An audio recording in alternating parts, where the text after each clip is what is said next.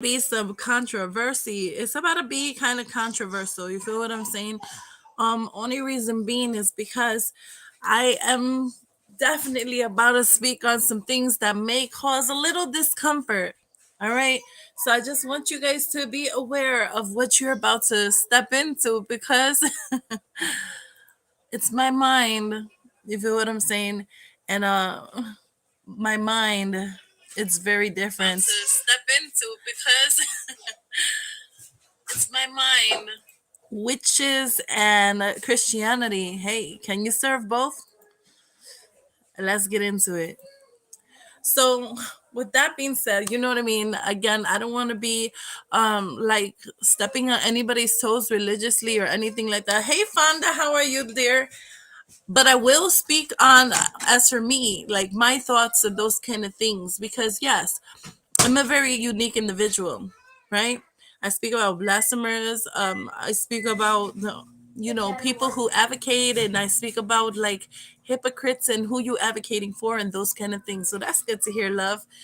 But I just kind of want to step outside of the box because that's just the type of individual that I am. I like to basically go deep into the fabric of things.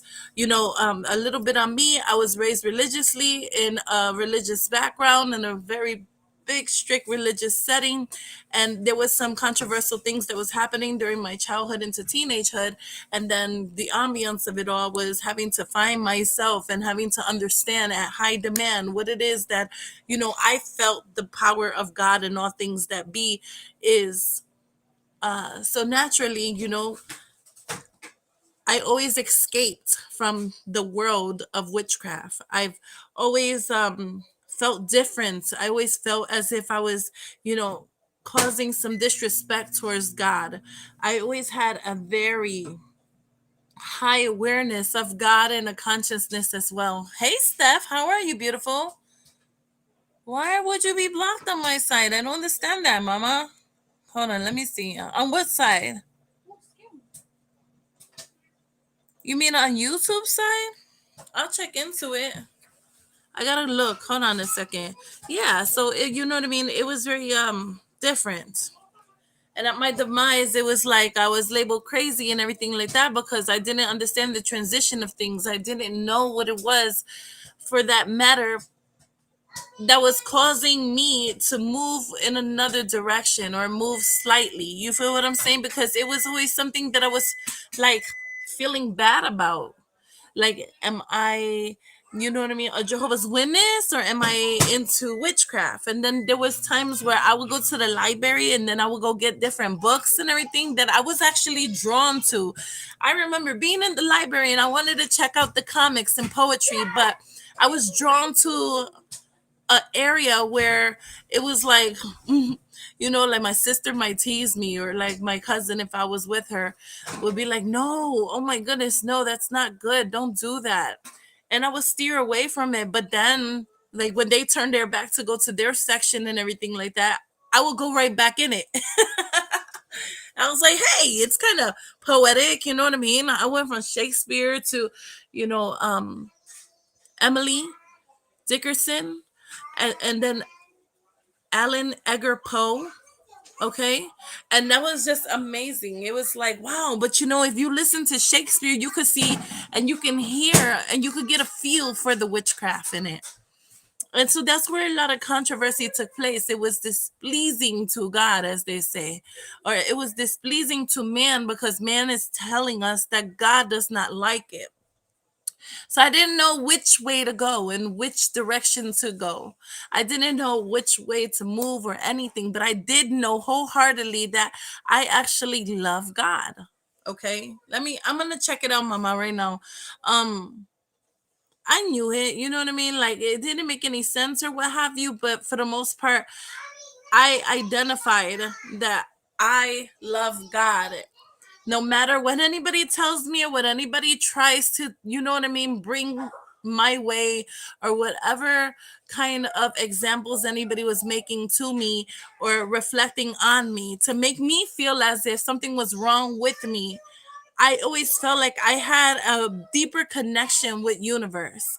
So, I was over here questioning things. I'm like, okay, well, some people, they're just okay with regular things. Whereas me, I always had a connection with the air, with the wind, with the way that it made me feel, like just staring at trees, I really wanted to walk up to a tree and hug on it. I always said to my mother, Mommy, I feel like this tree has a soul. And she was like, oh no, what are you talking about? Like, you're not supposed to speak like that. And I'm like, no, Mommy, but if you think about it, like the slaves that were hanged on trees, maybe their blood that came down from them as they were hung went into the soil and enriched it and kind of gave notice to spirit. And she said, that sounds so demonic. Why are you speaking like that? Because that's just how I felt. I felt like, we were hurting trees just to get paper, or we were hurting trees just to peel on the bark. And I didn't like it. And I said, I would always explain it. And I always felt different. And it bothered me because I was like, okay, the sap of the trees, I would say that the tree is bleeding. So there was a lot with me that I couldn't identify. And of course, it was always that I was crazy. That was the label, right? And I would look at things like just staring into the clouds. The clouds didn't seem just like puffy clouds, but it seemed like images. And I would just stare at them and then just get lost in them and want to speak about it and everything. Those kind of things was taboo to my mother. You understand me? She didn't like things like that. Like if we was looking at the clothes, she might say, oh, look, I see a heart or something like that. But that's as far as it went. And if we created other images, it was just too much. It was taboo. We don't need to speak on it. You feel what I'm saying? Like the tree was everything to me. It was more than the tree of life. It was the oxygen that was supplied, of course, scientifically, and what we was taught in school and everything like that pertaining to the tree or plants in general. But I felt a deeper connection that was just beyond me. When I heard the sounds of animals and everything like that, I felt like, wow, these are whimsical creatures. Like, I will go and visit like the cartoon Snow White and the Seven Dwarfs, and I'm like, wow, she has like this spiritual connection with the animals. And I then tried to, say what I felt. And again, it was just sidetracked, or it was brushed off as me being crazy again. My connection with animals was just amazing. It was beyond this world. I always felt like they were trying to tell me something. If it wasn't birds, it was deers just coming out of the cuts or something like that, or rabbits. And then I started to look into animals and the spirituality behind that. But God forbid if I mention any of that to my mother, it was against her and against the faith that she was actually bringing me up in. I always knew that something was different about me, and I still do to this day. And I want to tell you, this goes back into what I was saying earlier about being programmed a certain kind of way. I love God, I love His Word, I love the Bible, okay?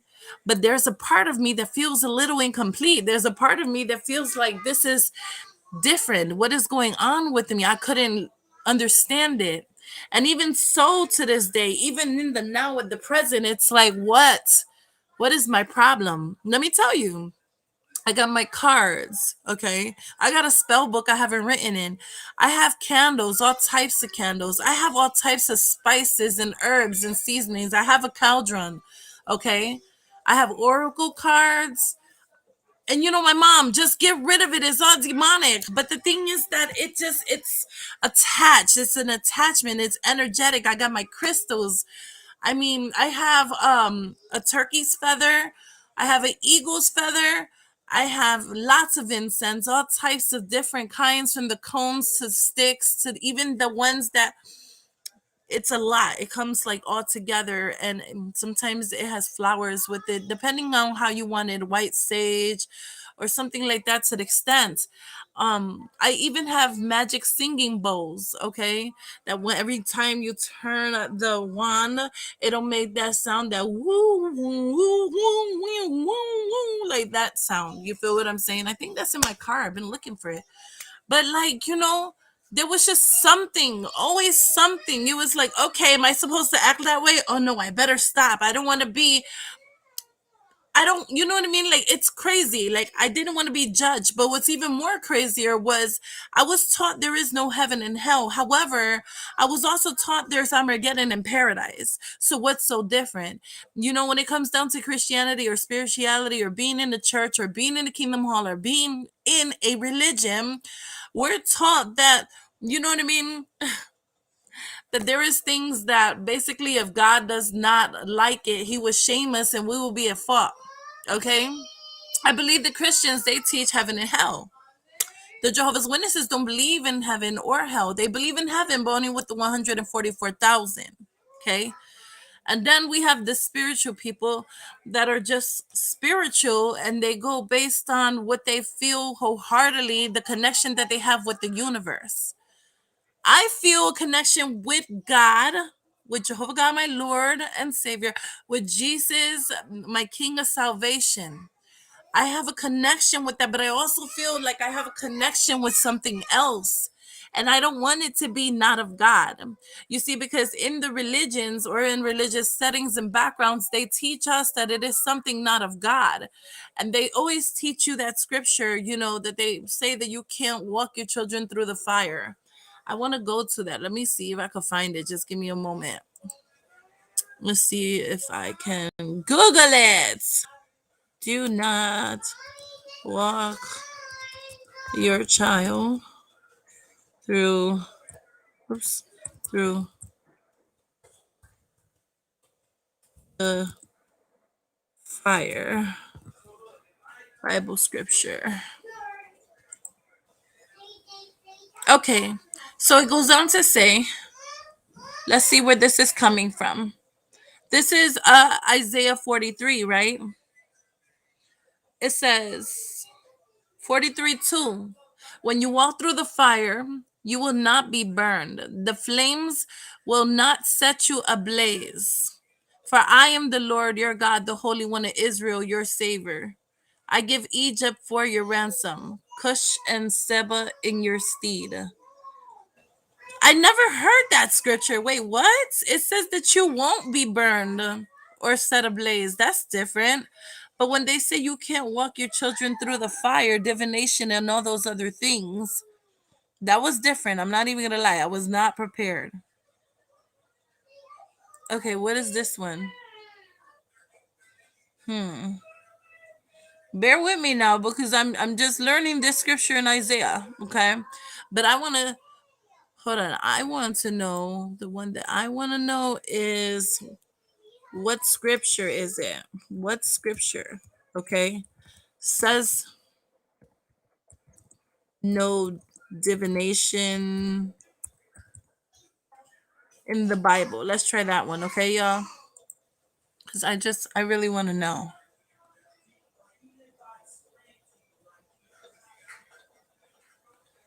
Let's see here.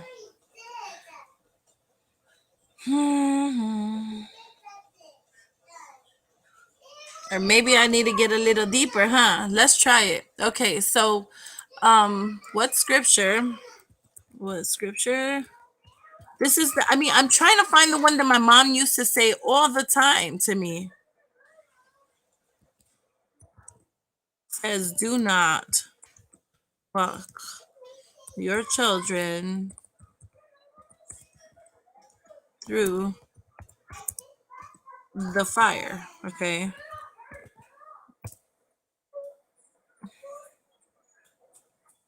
Let's see here. What's this about?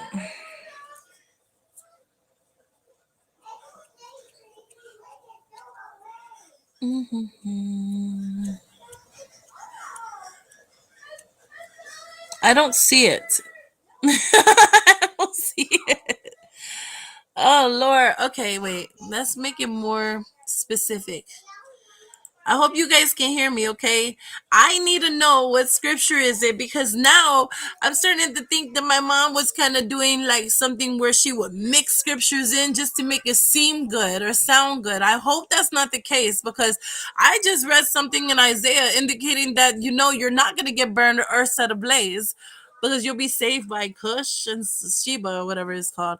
Um, I don't want to be a blasphemer, so I'm gonna find the correct scripture. Yeah, let me or listen to mhm, mediums and people practicing divination and that kind of thing. What's up? Let's talk to me now. Astrology. Here we go. Okay. What's this one? hmm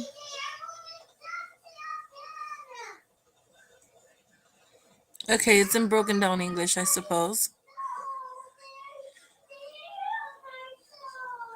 hmm There's several. Let's see what it is, okay? Hmm. So this says in recent years, hold on, matter of fact, let me share this with y'all. Give me 1 second. I'll share my screen. Let's go to Google.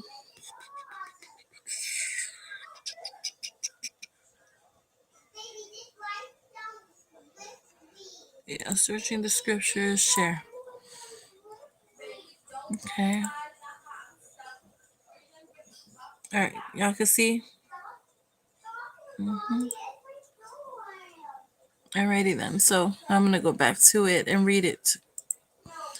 In recent years, there has been increased interest throughout the Western world in the occult and mystical type religions.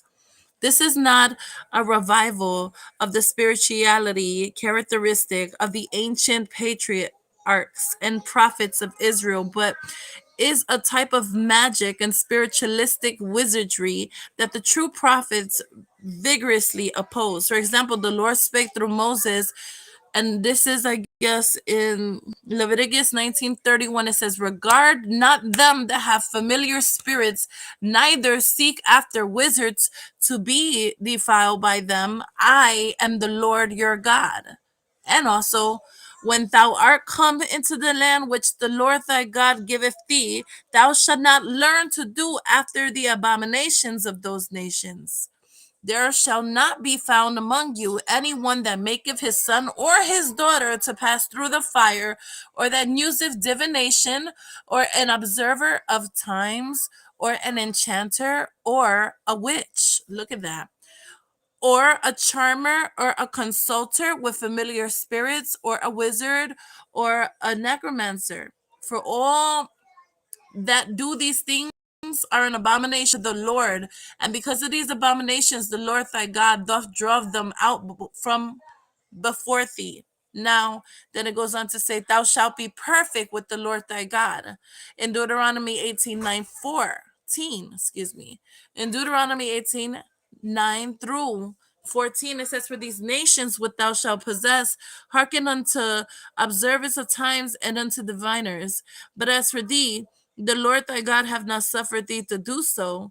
It is clearly seen from the foregoing passages that belief in astrology, spirit mediums, etc., did not constitute the true religion taught by the prophets and patriarchs, but was characteristic of the false religions practiced by the surrounding nations that had departed from the Lord.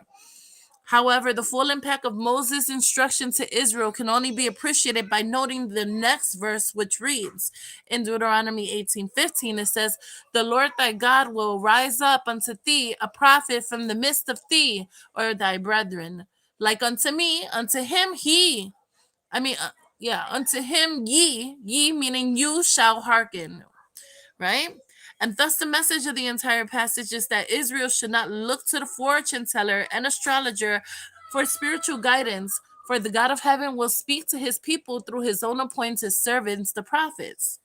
And Moses was one of these prophets. The passage is also a directing allusion to Christ, of whom all the prophets testified, and who is the ultimate example of a true prophet. Because of the reference to Jesus, we frequently quote verse 15 separately from the other verses. But in doing so, we lose the contrast that is made between the false prophets and true prophets. The pagan superstitions appear to counterfeit the true gifts possessed by the prophets, seers, and revelators whom God had appointed. You heard this? It says that the pagan superstitions, they appear to counterfeit the true gifts that were possessed by these prophets, seers, and revelators, whom God had appointed, who God had anointed, basically. So Isaiah also discussed this matter. And when they shall say unto you, seek unto them that have familiar spirits, and unto wizards that peep and that mutter, should not a people seek unto their God for the living to hear from the dead? Excuse me. And then it goes on to say in Isaiah 8:19-20, to the law and to the testimony, and they speak not according to this word, it is because there is no light in them. The superiority of the true prophets over the astrologers, the wizards, and the enchanters is illustrated in the experience of Daniel with the Chaldeans. And then the king commanded to call the magicians and the astrologers and the sorcerers and the Chaldeans for to soothe the king his dreams. So they came and stood before the king, and the king said to them, I have dreamed a dream. And this is what I was telling you about, okay? I have dreamed the dream, and my spirit was troubled to know the dream. But the thing is gone from me. So the Chaldeans answered before the king and said, there is not a man upon the earth that can show the king's matter. Therefore, there is no king, lord, nor ruler that asks such things at any magician or astrologer or Chaldean. And it is a rare thing that the king requireth, and there is none other that can show it before the king except the gods whose dwelling is not with the flesh. And then was the secret revealed unto Daniel in a night vision. And then listen, this is the prophet Daniel. He was then revealed a vision in the night, okay? Then Daniel blessed the God of heaven. And Daniel answered and said, blessed be the name of God forever and ever, for wisdom and might are his. I thank thee and praise thee, O thou God of my fathers, who has given me wisdom and might, and has made known unto me now what we desired of thee, for thou hast now made known unto us the king's matter. So he's like basically giving praise to God and telling God, like, listen, I know that it is you. So he's basically saying, like, credit I would never take, for my Lord knows what season I live in. Every reason, season, or lifetime, basically. Like, I'm not going to be taking any credibility for this vision that you've given me and the wisdom and the insight. I'm going to give, I'm going to make haste, and I'm going to basically praise you because you're the one that made it known for me to tell the king, okay? And so then it goes on to say that Daniel answered in the presence of the king and said, the secret which the king hath demanded cannot the wise men, the astrologers, the magicians, the soothsayers sue unto the king. But, and there's a but there, but there is a God in heaven that revealeth the secrets, that reveal these things, and maketh known to the king Nebuchadnezzar what shall be in the latter days, which is seen in Daniel 2, verse 2-28, right? So likewise, Moses and Aaron had greater power than the Egyptian sorcerers. And it says to see Exodus 7:10-12. All right. And I'm telling you, it's about to be deep, okay? I hope y'all are listening. I hope y'all are fully aware of what I'm doing, okay? I know that it's a little taboo, but that's okay because, listen, somebody need to talk about it, and it's going to be lyric. Trust and believe me. I know you guys are viewing slowly but surely. I don't need the numbers. It's cool. But I know that you guys are going to come upon it, and there's going to be people, and they're going to come upon it, and they're going to be like, whoa, what is this? Okay. So listen, because I'm on my own time and everything like that. And then you guys can either check in here and there and what have you. But I'm going to do this. This is what I choose to do. If you would like to join, cool. If not, cool. Right? But I'm very interested. And I'm not doing this just for you. I'm doing this for me too. Because I want to know, like, dude, I want to know everything. Like, this is amazing. The world of just spirituality in its own essence. Just the connection with spirit, the connection with God and faith in its totality. You feel what I'm saying? And the thing is that we all need clarity when it comes down to God, when it comes down to religion or the labels that they put on it. We all need that. All right. So I want to go and see Let's see here. Mommy, you guys are playing hide and seek? Yeah, you guys are. Yeah, you guys are playing hide and seek. Mm-hmm. That's hide and seek. You can't find her? You looking for her, that's hide and seek.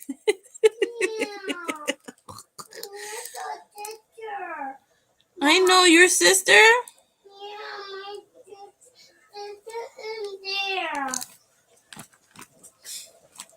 Where is your sister, baby? Come on, man. She's getting sad, Tinky. Stop. Hi. Why are you getting sad? She's so silly.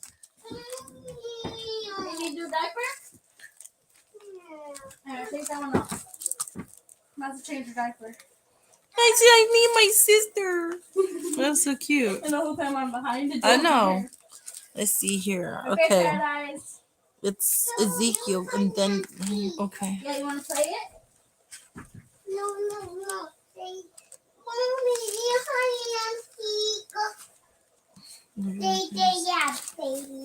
Put it on me. Samuel. Because this is like really interesting to me, okay? Because like I was raised like with always being told that I'm wrong, or what have you.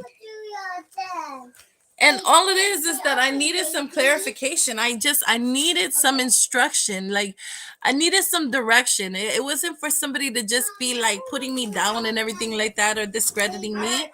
Like, you know what I mean? Like if you're gonna be teaching me about God because I'm just kind of like gullible and believe too much when it comes down to spirituality and those kind of things, do it with warmth. You know what I'm saying? Like don't do it with judgment. So I'm gonna read with Daniel 2. Where is it? Okay, yeah. With Daniel 2 through 28 says, and it goes on to say, in the second year of his kingship, Nebuchadnezzar had a number of dreams. Okay. And then I'm gonna go back to what I was reading basically. And this is what I was basically explaining from one of my lives that I did, but I didn't really have the direction or the, you know what I mean? Like there was no guidance. It was just like blind, like the blind walking the blind. But it goes on to say, right? So then Nebuchadnezzar had a number of dreams, and he was so agitated that he couldn't sleep. So the king gave the order to summon the magic practicing priests and the conjurers and the sorcerers and the Chaldeans to tell the king his dreams. So they came in and they stood before the king, and then the king said to them, I have had a dream and I am agitated because I want to know what I dreamed. So the Chaldeans replied to the king in the Aramic language, O king, may you live on forever. Relate the dream to your servants and we will tell the interpretation. The king answered the Chaldeans, this is my final word. If you do not make the dream known to me along with its interpretation, you will be dismembered and your houses will be turned into public latrines. I don't know what that is. I gotta look that up. But if you do tell the dream and its interpretation, I can't tell if she's upset, if she's playing. You know how they do mommy and baby and all that? Like, but I knew you was gonna ask her, babe. So then it goes on to say, but if you do tell the dream and its interpretation, you receive from me gifts and reward and great honor. So tell me the dream and its interpretation. They answered a second time, let the king relate the dream to his servants and we will tell its interpretation. The king replied, I am well aware that you are trying to gain time, for you realize what my final word is, right? Hold on a second, because I just wanted to be my face right now. There we go. Okay. So basically, right? The king replied, I am well aware that you are trying to gain time, for you realize what my final word is. If you do not make the dream known to me, there is only one penalty for all of you. But you have agreed to tell me something false and deceitful until the situation changes. So tell me the dream, and I will know that you can explain its interpretation. The Chaldeans answered the king, and there is not a man on earth who is able to do what the king demands. For no great king or governor has asked such a thing, or any magic practicing priest or conjurer or Chaldean. What the king is asking is pretty difficult, and no one exists who could tell the king this except the gods, who do not dwell among the mortals. At this, the king flew into a violent rage and gave the order to destroy all the wise men of Babylon. And when the order was issued, which means he hired a hitman, okay, and the wise men were about to be killed, they also looked for Daniel and his companions to put them to death. So at the time, Daniel discreetly and cautiously spoke to Arioch, the chief of the king's bodyguard, who had gone out to kill the wise men of Babylon. And he asked Arioch, the officer of the king, why is there such a harsh order from the king? Like, why is he spazzing? What's wrong with him? Why is everybody, all the wise men from Babylon, getting beheaded? What is his problem? So he's basically asking, like, you know what I'm saying, the bodyguards, or what you would call like a CEO or something like that, like the people, like when they're in prison and then they got the guards and stuff. He's asking that person that has him in the dungeon, and that's his right hand man to the king. And he's like, dude, what is his problem, right? So then Daniel, he went in and asked the king to grant him time to tell the interpretation to the king. He's like, man, I'm not trying to deal with that. I don't want nothing to happen to me and my companions. Let me see if I can interpret this dream, because either way, we're about to die. So then Daniel went to his house and informed his champions, Hananiah, Mishael, and Azariah, of the matter. He asked them to pray for mercy from the God of heaven concerning this secret, so that Daniel and his companions would not be destroyed along with the rest of the wise men of Babylon.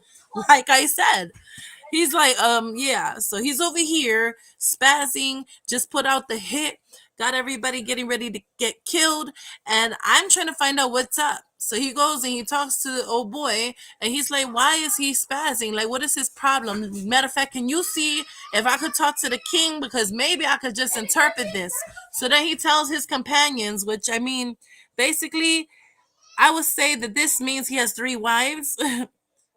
Hananiah, Mishael, and Azariah. Okay, he lets them know what's up. And he's like, wives, like, the king is spazzing. He's going around beheading people, getting them killed, all types of stuff, because he needs somebody to, like, let him know what's up with his dreams. And I don't know if I should do this, because I don't know if it's of God. I'm not too sure if God is instructing me or what is going on, but I just made it so that I can actually talk to the king. So if something goes down, just hold the kids down, hold the house down, and just be cool. That's what he's saying, right? So he's like, just, you know what I'm saying? Everybody just come together. A family that prays together, what? Stays together. So he's getting the family together to pray about the situation. Then the secret was then revealed to Daniel in a vision at night. So Daniel praised the God of heaven. Daniel declared, let the name of God be praised for all eternity. For wisdom and mightiness are his alone. He changes times and seasons. Remember what I said, a reason, season, or a lifetime? You see what I'm saying? Meaning that he is in control. He is the one operating everything. He is the one that takes the lead. He's the one that gives us the leadership. You know what I mean? Like, we follow him, and he is our boss. He is our leader. He is our king. So he changes times and seasons. So he's the one that operates all things, right? I'm not going to take credibility for anything that I see, these visions. I'm going to give praise to God. I'm going to pray on this. And I do the same thing. I honestly do. Okay. So then it says, he changes times and seasons, removes kings and sets up kings, gives wisdom to the wise and knowledge to those with discernment. He reveals the deep things and the hidden things. He knows what it is in the darkness, and with him the light dwells. To you, O God, my forefathers, I offer thanks and praise. And then to say to you, O God, my forefathers, that's like in a sense of saying my spirit guides and my angels and everything connected to the heavenly realm, if you think about it, right? Not only to God, but to the things. It's so deep. If you really like take heed of just the Bible and the words that is being said, nobody understands that there are spells in the Bible too. That's the thing, right? And so it goes on to say, I offer thanks and praise because you have given me the wisdom and power. And now you have made known to me what we requested of you. You have made known to us the concern of the king. Basically, you given this to me. You allowed me to see ahead of time. And now you've given me the wisdom and the insight and the vision. So now I can go and tell the king so that he can stop sending out the hitman to kill everybody. Before he gets to me and my family, I would like to interpret it, God. I would like to use these visions that I am getting. Okay. And then it goes on to say that Daniel then went in to Arioch, whom the king had appointed to destroy the wise men of Babylon. And he said to him, do not destroy any wise men of Babylon.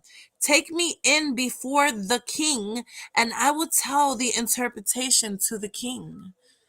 Right? Stop beheading them. Stop murdering them. Stop killing. Let me talk to the king. Let me piece it out. Let me help him.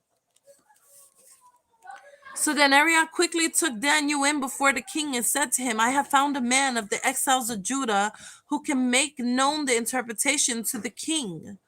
So like, look, dude, I found somebody. You know what I mean? He said he could interpret your dreams. So like, can we just like stop the killing for just a little bit? Can you just hear what he got to say? He from Judah. And then the king said to Daniel, whose name was Belteshazzar, can you really make known to me the dream that I saw and its interpretation? And then Daniel replied to the king, none of the wise men, conjurers, magic practicing priests, or astrologers are able to tell the king the secret that he is asking. But there is a God in the heavens who is a revealer of secrets, and he has made known to the king Nebuchadnezzar what is to happen in the final part of the days. This is your dream, and these are the visions of your head as you lay on your bed. And as for you, O king, on your bed, your thoughts turn to what is to take place in the future, and the revealer of secrets has made known to you what is to happen. As for me, this secret was not revealed to me because I have greater wisdom than anyone living. Rather, it was to make the interpretation known to the king so that you may know the thoughts in your heart. You, O king, were watching, and you saw an immense image. And that image, which was huge and extremely bright, was standing in front of you, and its appearance was terrifying. Now, you know what he's doing? You know what Daniel is doing to King Nebuchadnezzar? He is prophesizing. He's saying, look, nobody can tell you anything. Not no conjurer, not no magic practicer, not anybody, but God has given me the revelation. And I want to tell you that this is coming from God himself. So sit down while I give you your interpretation, and you can stop spazzing and sending hitman to kill everybody, right? What? So then it's in the Bible, right? So he's like, you, O king, were watching. You saw an immense image, and that image, which was huge and extremely bright, was standing in front of you, and its appearance was so terrifying. The head of that image was of fine gold. Its chest and its arms were of silver. Its abdomen and its thighs were of copper. Its legs were of iron, and its feet were partially of iron and partly of clay. You looked on until a stone was cut out, not by hands, and it struck the image on its feet of iron and of clay and crushed them. At the time, the iron, the iron, the clay, the copper, the silver, and the gold were altogether crushed and became like the chaff from the summer threshing floor, and the wind carried them away so that not a trace of them could be found. But the stone that struck the image became a large mountain, and it filled the whole earth. This is the dream, and we will now tell the king its interpretation. So not only did he tell him his own dream that he was having prophetically, verbatim, just word for word and everything like that. Like he basically seen everything that the king was dreaming. Everything the king Nebuchadnezzar had seen in his dream, the king didn't have to tell him anything. He already told the king. Okay? And that's the power of God, right? And then now he's going to break it down and he's going to tell him what this dream in actuality means. So what he says is that this is the dream, and we will now tell the king its interpretation. You, O king, the king of kings, to whom the God of heaven has given the kingdom, the might, the strength, and the glory, and unto whose hand he has given men wherever they may dwell, as well as the beasts of the field and the birds of the heavens. So all the animals on your, on your land, and the birds, all types of birds that, fly into the heavens, of whom he has made ruler over all of them. You yourself are the head of gold. But after you, another kingdom will rise, inferior to you, then another kingdom, a third one of copper, that will rule over the whole earth.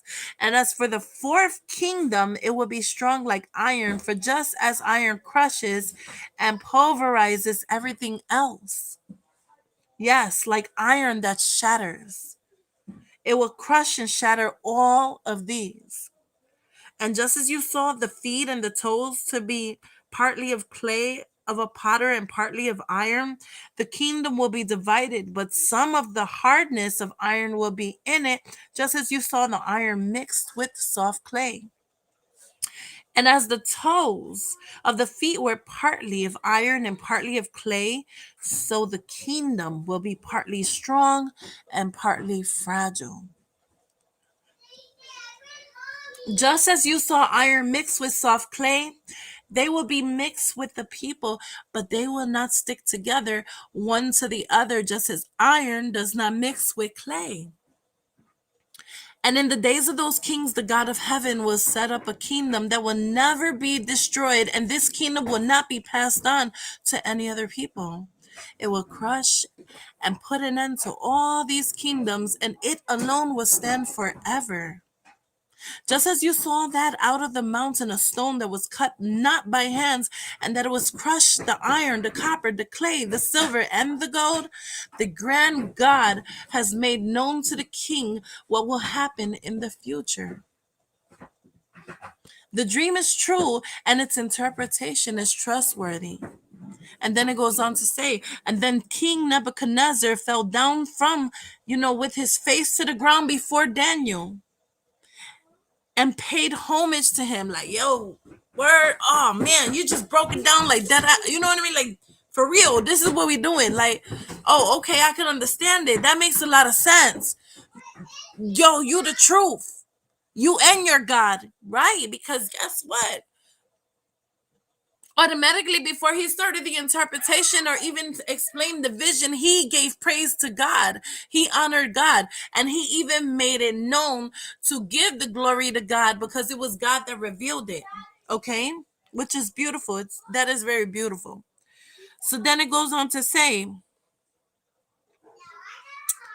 and then after he paid homage to him, he gave the order to offer a present and incense to him. And the king said to Daniel, truly your God is the God of gods and the Lord of kings and a revealer of secrets, because you were able to reveal this secret. The king then elevated Daniel and gave him many fine gifts, and he made him the ruler over all the province of Babylon, and the chief prefect over all the wise men of Babylon. And at Daniel's request, the king appointed Shadrach, Meshach, and Abednego over the administration of the province of Babylon. But Daniel served in the king's court. Okay? So, wow. What does that go on to say? It goes on to say, no, she's not in here. It goes on to say that basically, right? There was no, there was basically, how do I explain this without sounding wrong? Okay? Because I don't want to be a blasphemer. But what I will say is this.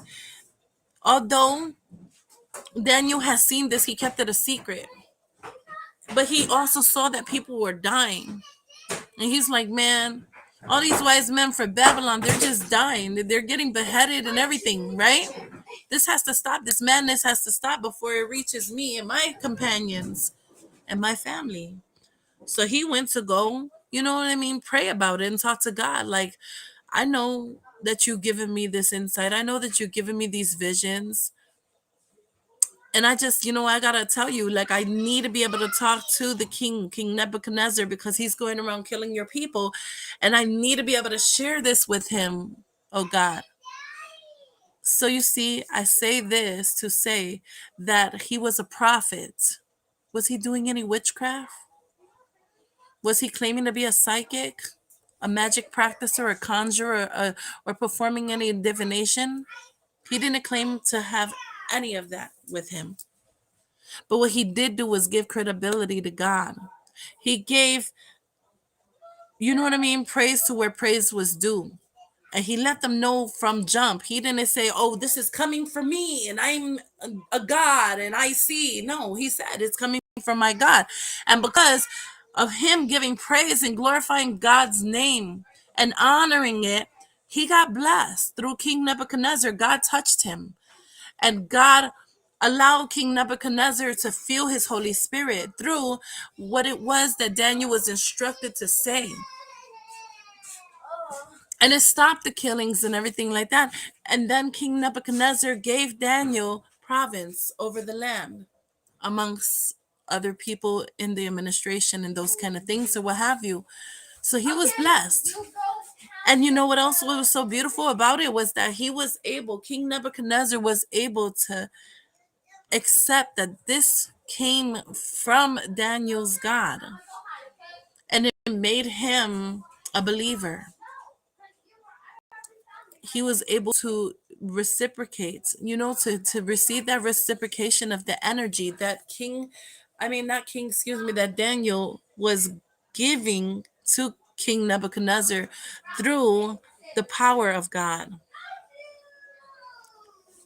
No sorcery or anything for that matter, but he was a prophet. And in biblical times, there was many prophets, many, because I even remember the one where there was like a short supply of food and those kind of things or what have you. And the brothers, they sold their brother, and that brother actually predicted about the the shortage of the food. Something like that to the extent. So let's get back into it. Right? And then it goes on to say, all right, Exodus 7:10-12. Let me see if I can see what that one is about. Okay. We did Daniel. Now we're doing Exodus. Oh, it just fell onto it. That's amazing. That's crazy. I opened it right to Exodus. I swear. Right? And okay, so it says 7. But you know what? I choose to read the chapter, okay? So it's really up to you as to what you want to do. But just take off your shoes and do it in respect to honoring God himself. And it says that Jehovah then said to Moses, see, I have made you like God to Pharaoh, and Aaron, your own brother, will become your prophet.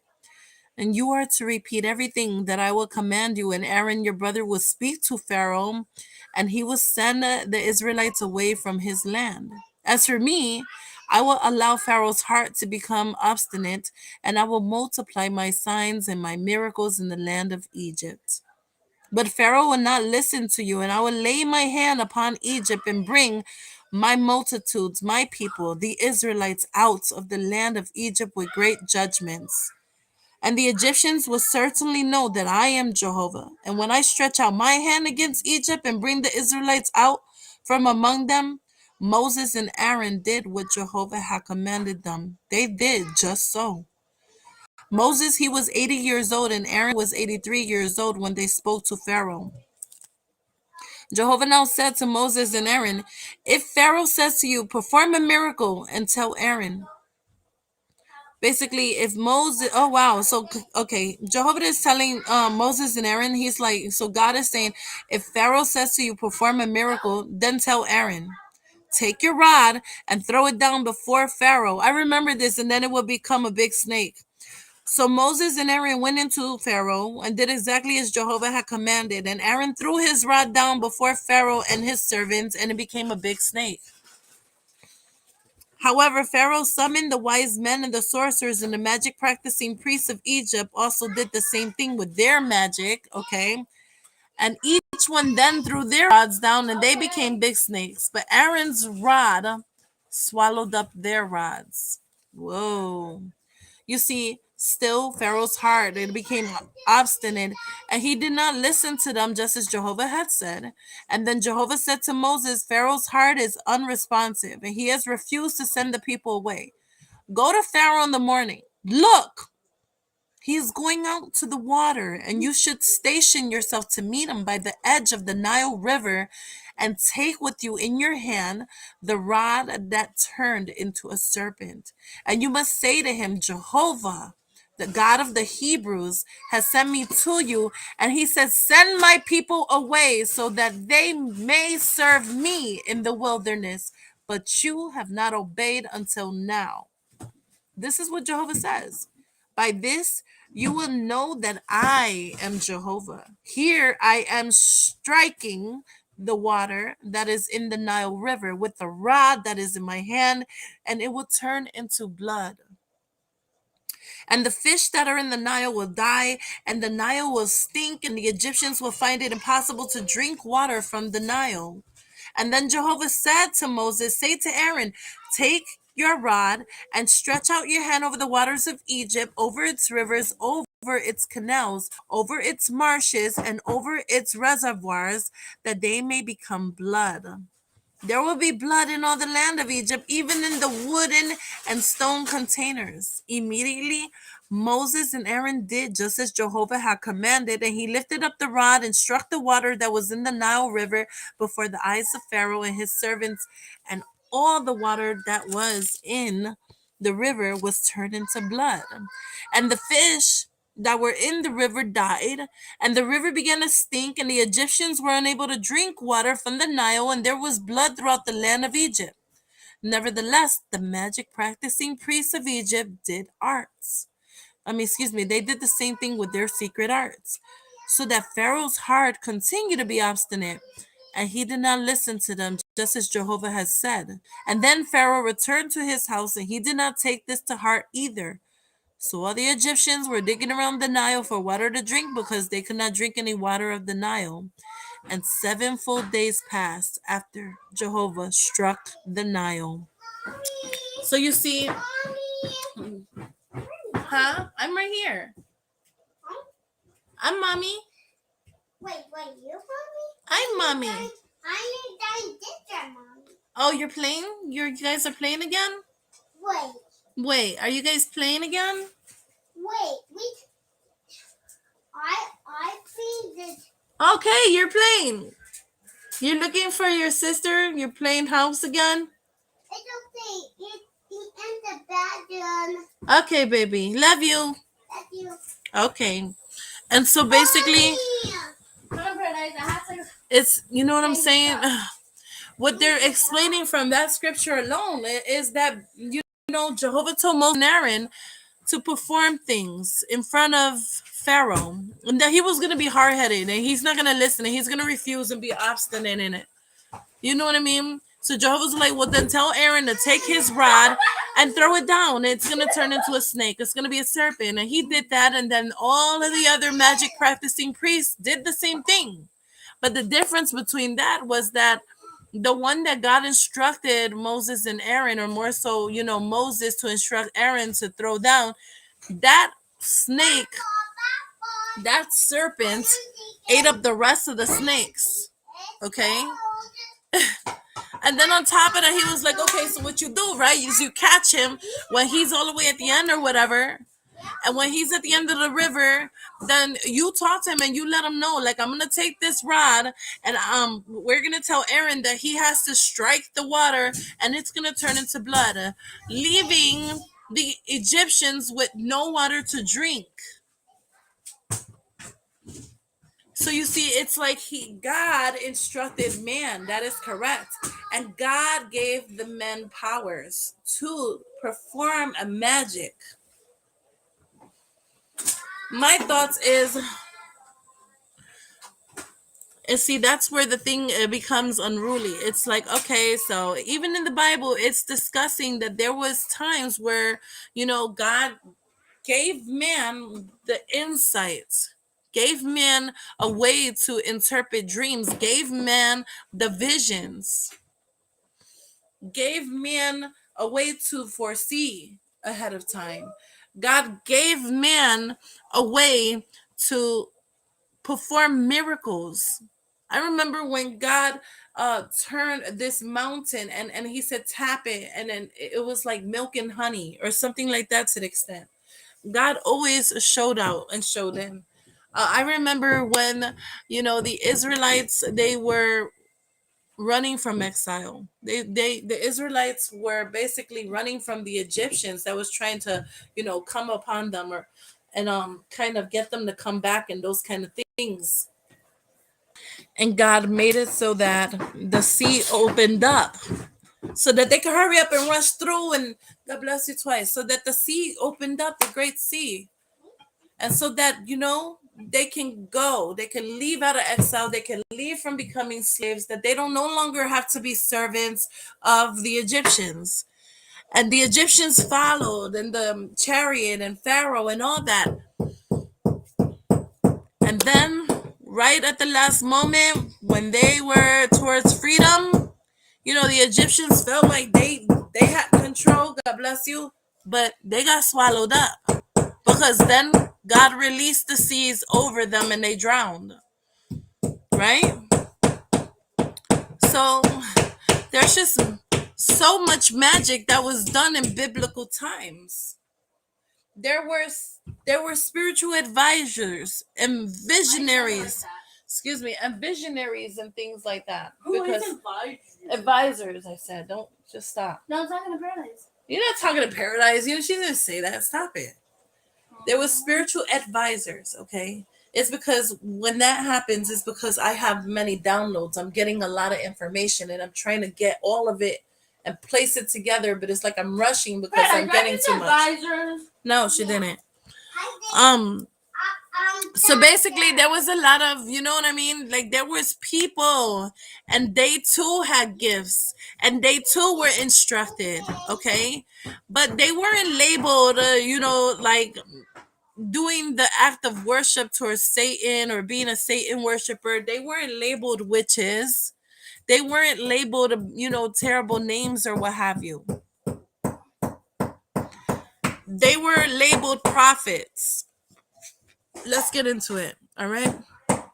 So then it goes on to say, the northern kingdom of Israel did not heed the warnings of the true prophets and so began to practice the false religions of its neighbors, especially as introduced by the wicked queen Jezebel, a Phoenician who was the wife of the Israelite king Ahab.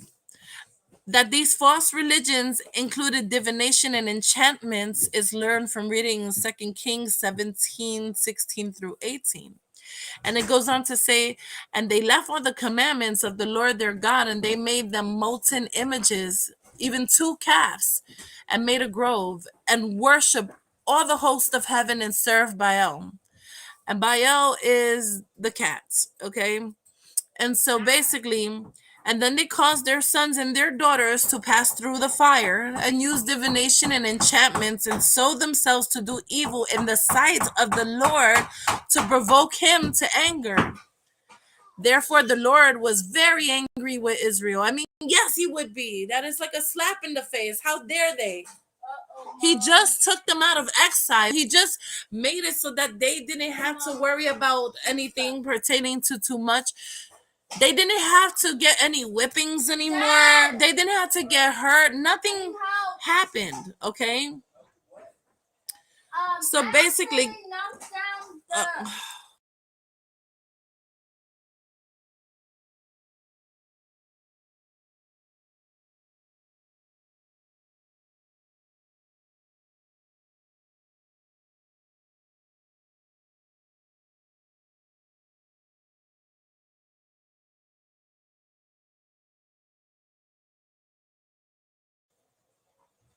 so basically, right? Here it is that he took all the people out of Israel. I mean, excuse me. It's like I'm getting what's that called? Interrupted. Okay. Here it is. Here it is that God took the Israelites out of exile. Here it is that God took the Israel people away from Egypt at the hand of Pharaoh, where they were being summoned to do things, where they were serving, where they were slaves, where they were, you know what I mean, having to deal with not being able to do things the way that they wanted to because they had a master to answer to, and God carried them out of exile. He said, you know what, just do this and follow that, and they did that, right?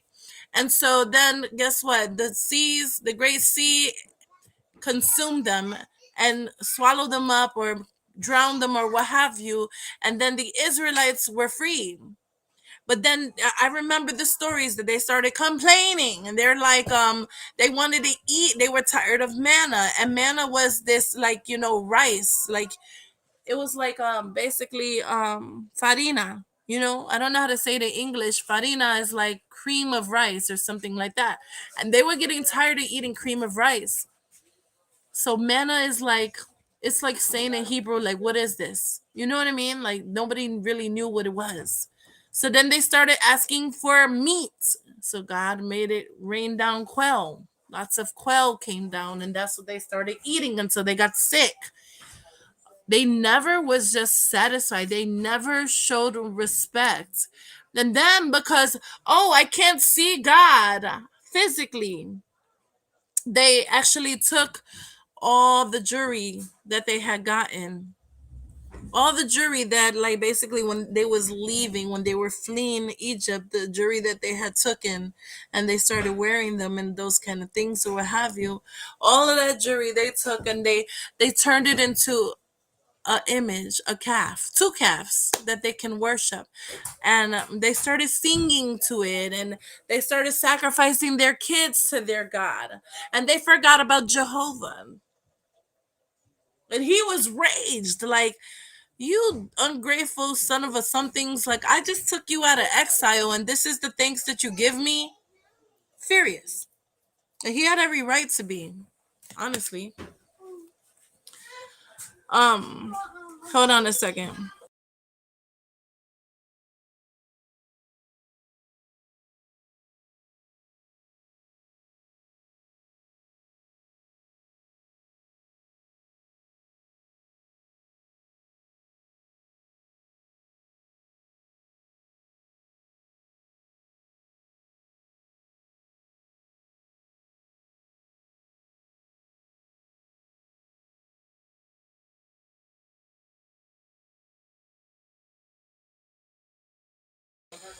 So all I'm saying is, you know what I mean? When it comes down to things, it's crazy because people, we're being programmed a certain kind of way, right? We're being programmed that there cannot be any Christianity and there cannot be witches.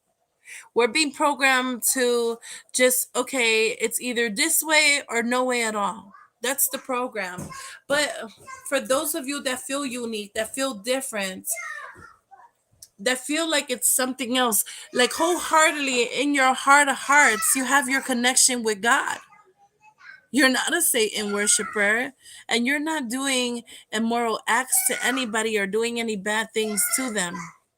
Everything with you is the ambiance of life and the creation around you. Everything with you is the way that you look at minuscule things and you love it and it feels like a blessing.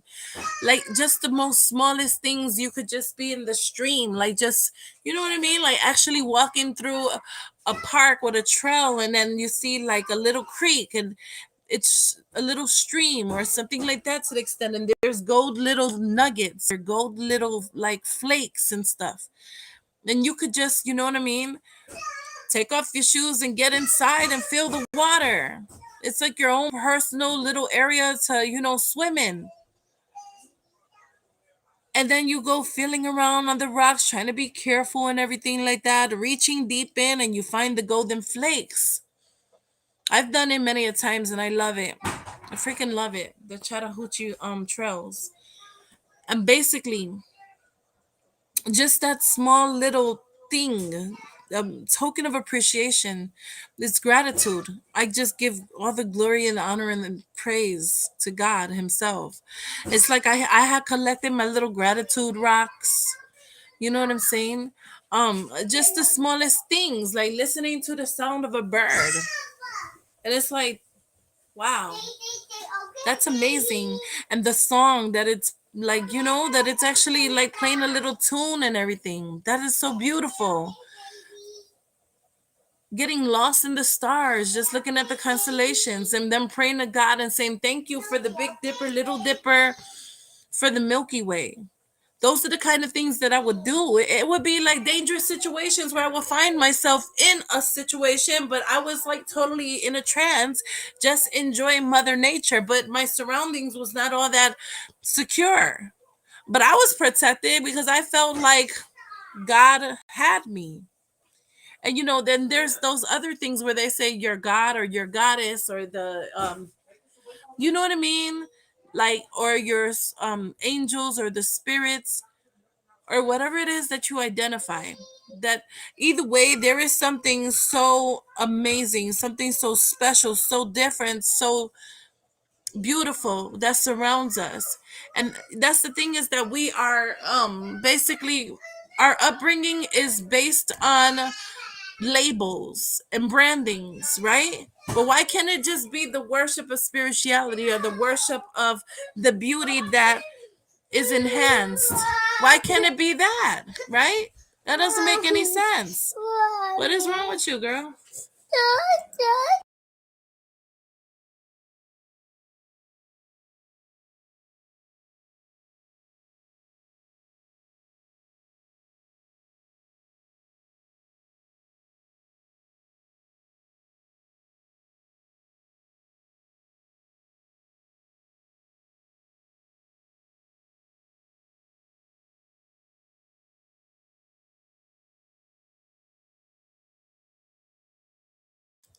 So don't feel bad for being different. Do you hear what I'm saying? I don't want you to feel bad for being different. Hold on, I gotta make sure that.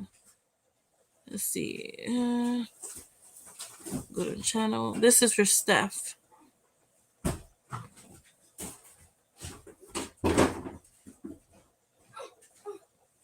No, Steph, I'll add you as a moderator. Maybe. There, I added you, Steph, as a moderator, okay? Let's see if that works. All right. So basically, when it comes down to things, I can't tell you how to move or how to act, but what I can tell you is that I felt it too. I love God, as you can see. I love reading scripture. I love following His word.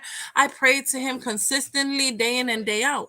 But there is something so unique about me, something so different about me.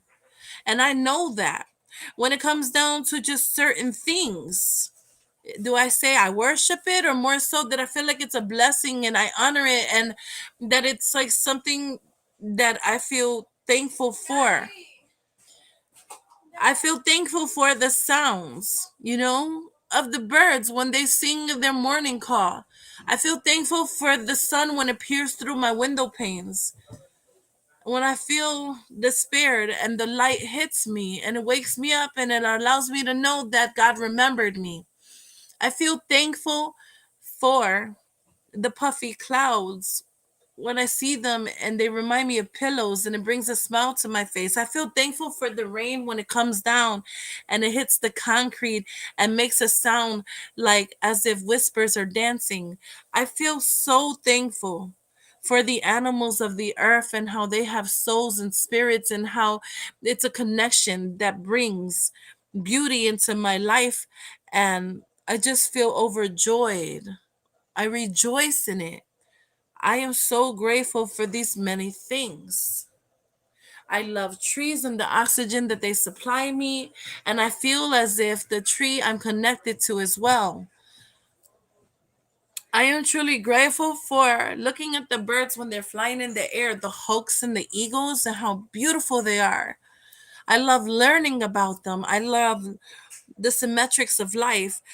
I really enjoyed the mystery and the secrecy and the wonder and the awe and the about the universe. I feel like there is so much more embedded in the universe and even past the Bible, that there is something so amazing and deep about life and its essence. I'm truly grateful for the smells of the earth when it rains, that misty smell from the rain. I love it. These are little minuscule things. These are the blessings that I hold true to, and I've always honored it. I love everything that is connected through the spirit realm and its dimensions. I know that there is more to meets the eye, even things that is not of my presence.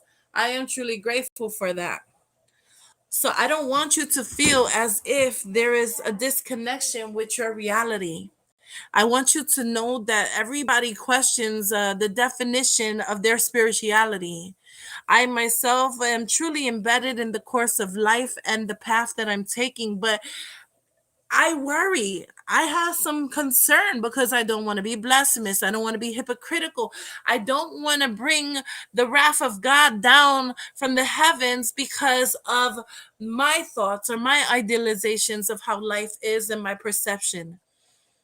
However, I'm walking on like the straight and narrow, but I also feel as if like, you walking a tightrope. I'm walking this tightrope and I'm trying to figure it out. I gotta go by the dimensional thoughts of others and their perceptions of thought and their views and their visions, and I gotta go upon their truth. But what about mine's? I feel left out. There is pressure. I'm under the most pressure because basically I was raised in a higher structure, strict moralities, the morale, okay, the tradition and just the upbringing was totally different. I couldn't celebrate nothing, not even my own birthday, and I never understood it.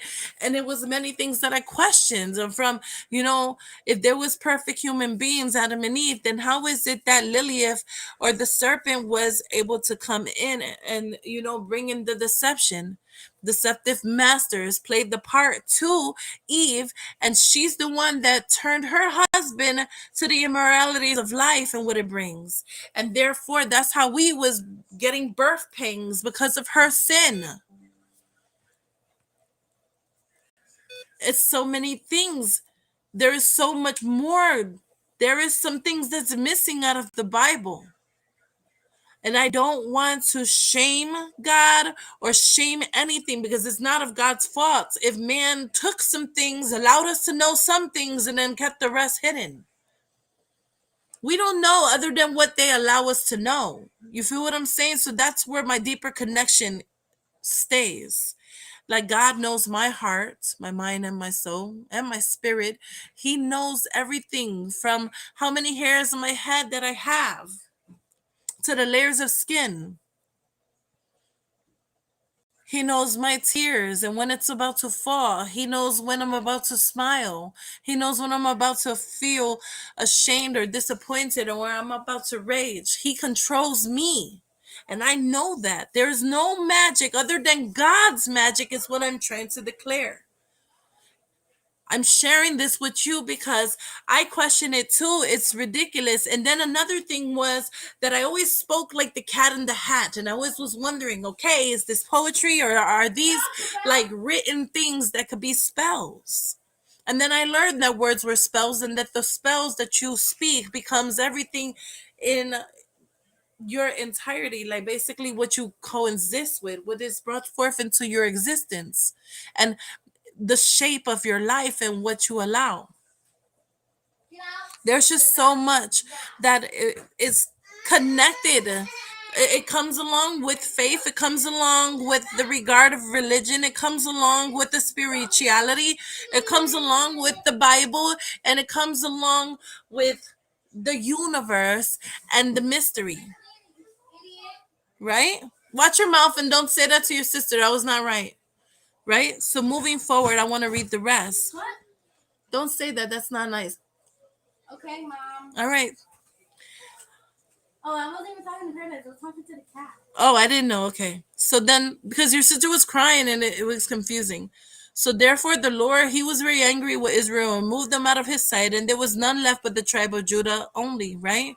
And then it goes on to say, as a result, Israel soon fell to the strength of the conquering Assyrian army. Nearly a century later, good King Josiah sponsored a much needed reform in the southern kingdom of Judah, and we read that he put down the idolatrous priests and them also that burned incense unto Baal, to the sun, and to the moon, and to the planets.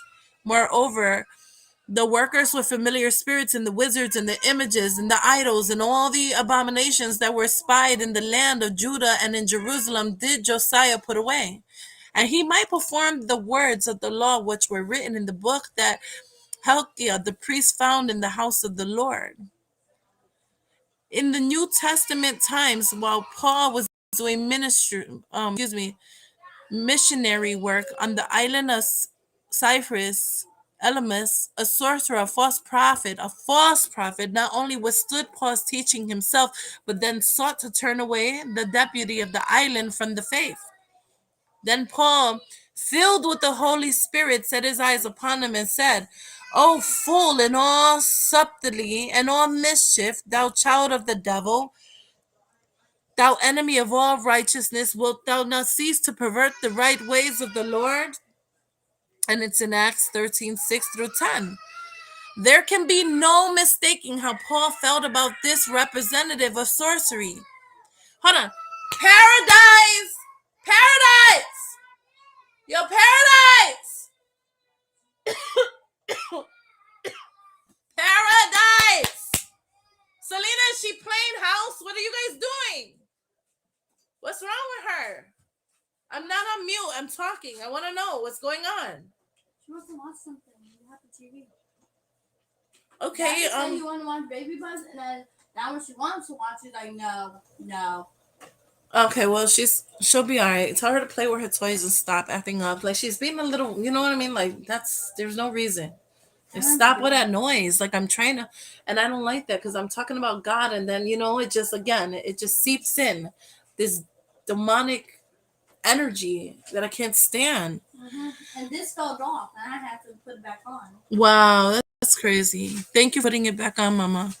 So then later, right, it goes on to say basically that so there can be no mistaking how Paul felt about his representative of sorcery. And later at Ephesus, Paul's preaching resulted in the conversion of many people to the gospel of Jesus Christ, in so much that many that believed came and then they confessed and they showed their deeds.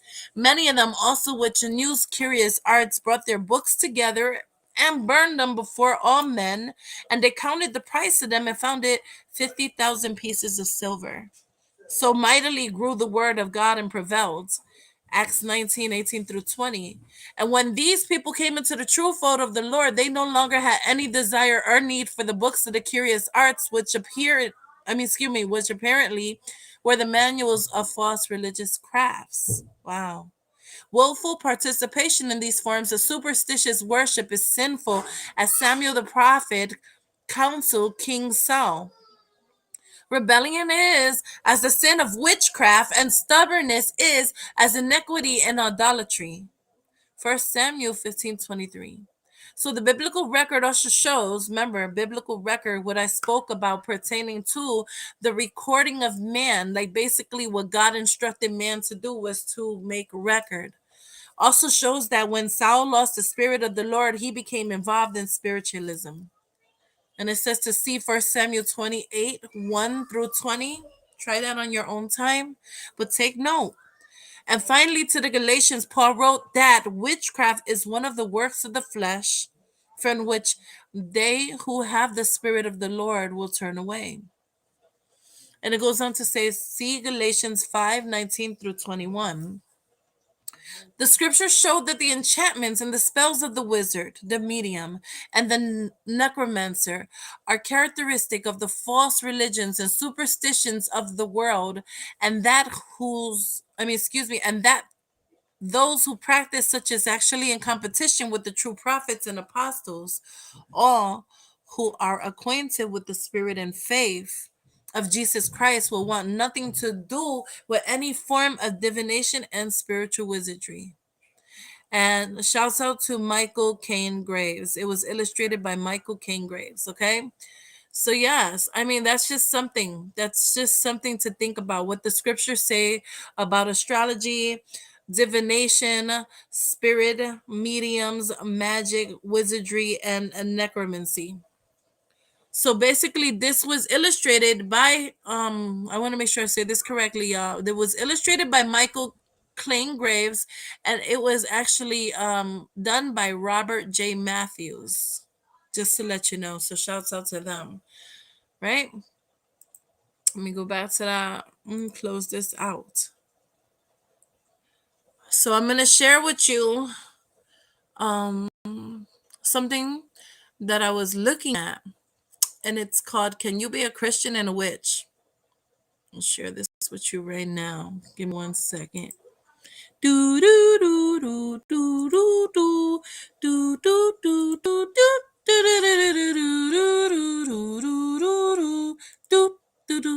do do do.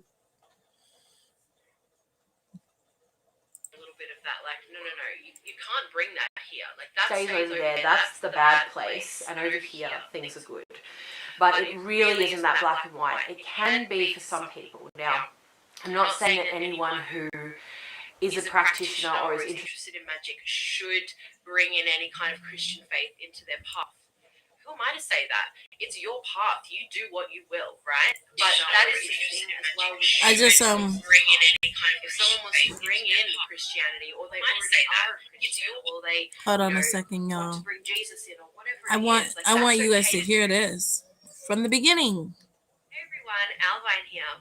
We are sitting in my lounge room today. I just wanted to say a very warm welcome. We have a beautiful little bird making noises just outside. There's a wonderful tree that's like right behind you where the window is. If you want to check her out, it's Alvine Green. Okay. The weather is beautiful. It has been absolutely check her out. scorching You down could here. subscribe to her Oh channel. my god! Especially over the weekend, it was I haven't done it as of yet, as I'm still doing my the middle of research. summer, you know, but Okay. the last few days it's just calmed down a little bit, and it's lovely, and the birds are happy, and everyone's happy. So we're all. This is her I channel. wanted to talk about something today that has been coming up a lot lately. I've been getting heaps of questions about, and this is something that I have shouts seen out to since I began Alvin practicing, Green. but particularly lately. And that is, can I be a Christian and a witch? Can I be a Christian and explore other faiths? Can I be a Christian and do magic? Yes, you absolutely can. That is the long and short of it. There are plenty of people out there who will say no, and honestly, I think a lot of that has to do with their own and issues that they have around Christianity.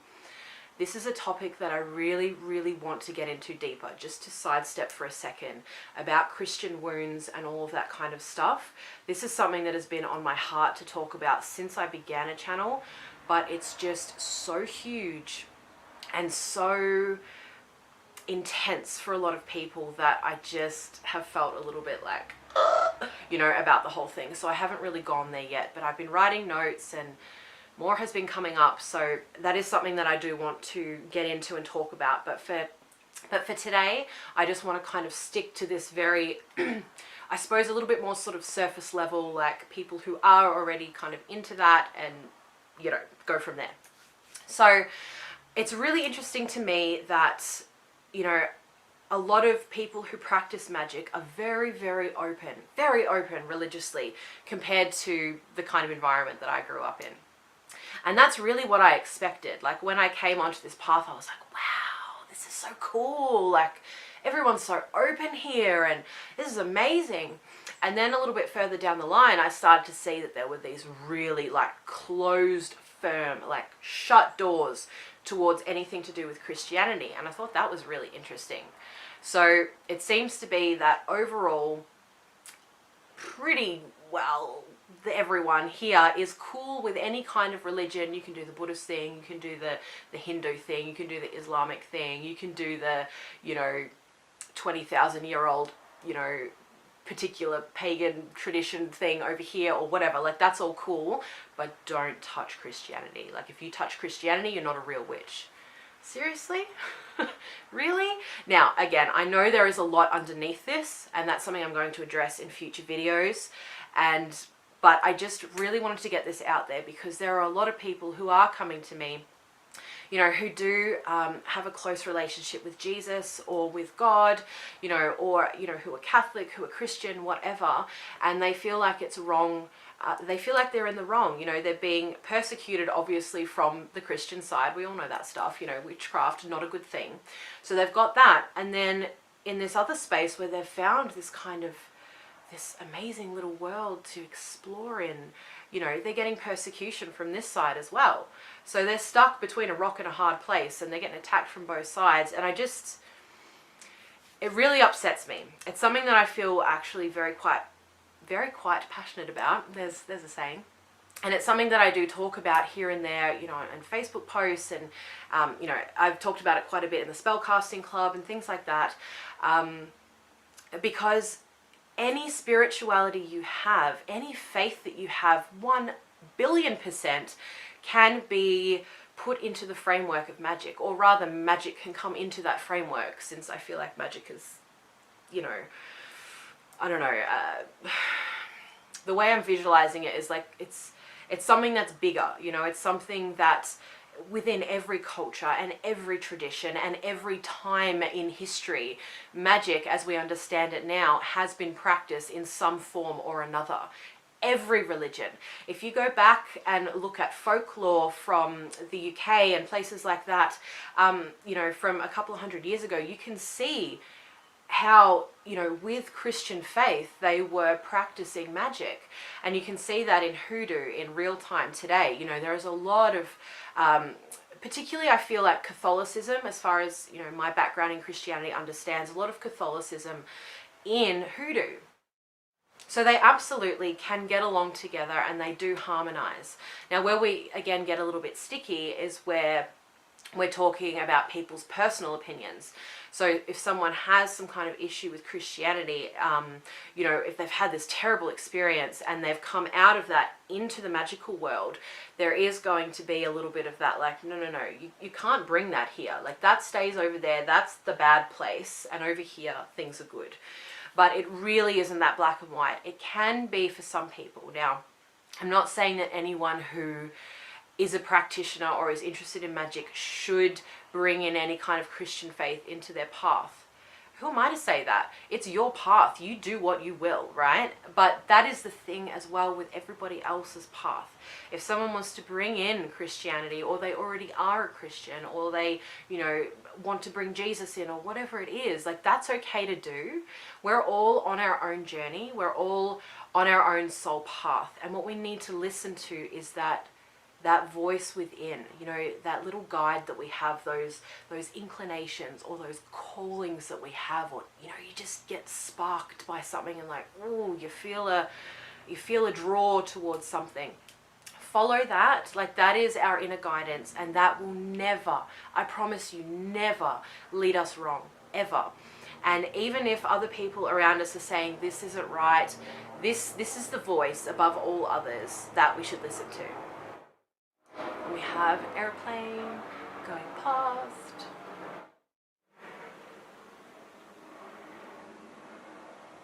I live very close to the airport, so I get lots of airplanes coming by. So we all have our own soul's calling, right? Or our own paths to lead, our own lessons to learn. So it would be wonderful if we could not make anyone else feel bad about what theirs is. I know that will always be a thing. Like, people are people, and we all say things off the bat sometimes, you know, which might hurt others or whatever, or mean something more to them than what we intend. So it's about our intention, though, what we intend. So my intention always is to encourage whoever watches my videos or interacts with any of my content to explore their own way. You know, I'm so big on self-empowerment, like, do things your way. What has helped me is not listening to, like, following some guru's step-by-step everything, but by listening to this inner guidance, by finding teachers and different information and things like that, bringing it into myself and doing my own learning and integration. Like, that is where I have found my power. And so that's what I encourage for other people. It's not follow my way. Like, don't follow what I do. Like, I don't know. Like, I'm just figuring this out like everyone else, you know. What we need to find is that just to be in touch with those inner guidances that we get and follow the path and see where it leads. None of us knows where we're ending up, right? None of us knows where we're ending up. And sometimes, actually, you know what, a lot of the time, it would be really nice to have clear answers, you know, to have that hindsight thing, but like before. It would be really nice to have that, to be able to see what is coming in the future and make the right decision for that. But it's all about the journey. Our lives are just simply a journey. That's what we're doing here. We're not arriving at any destination. There is no destination to arrive at. Once we feel we have arrived, we have stopped growing, and it is time for death. So, you know, no matter how old we are, no matter how young we are, you know, it's about following this journey and just figuring it out as we go. And it can be really tough. It can be really scary. And, you know, we have all kinds of opinions and all kinds of experiences, and so do other people, and they're telling us their stuff. But that inner guidance is what we can trust more than anything. And that might be a connection to God. That might be a connection to spirit. That might be a connection to ancestors. That might be a connection to intuition, you know, whatever it is that you want to call it.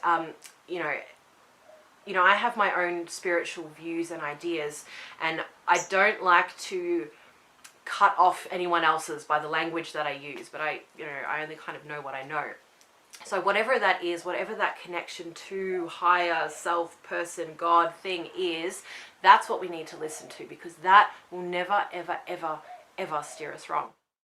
So I have gone on an absolute tangent here, but my point is that you absolutely can be a Christian and be a witch. If you are already in the magical world, if you're already in a pagan kind of thing, you could absolutely bring Christianity in and explore that. And actually, that's something I've found really interesting over the last particularly few months, is kind of just bringing in a little bit of that stuff again, a little bit of stuff from my childhood, a little bit of stuff from before.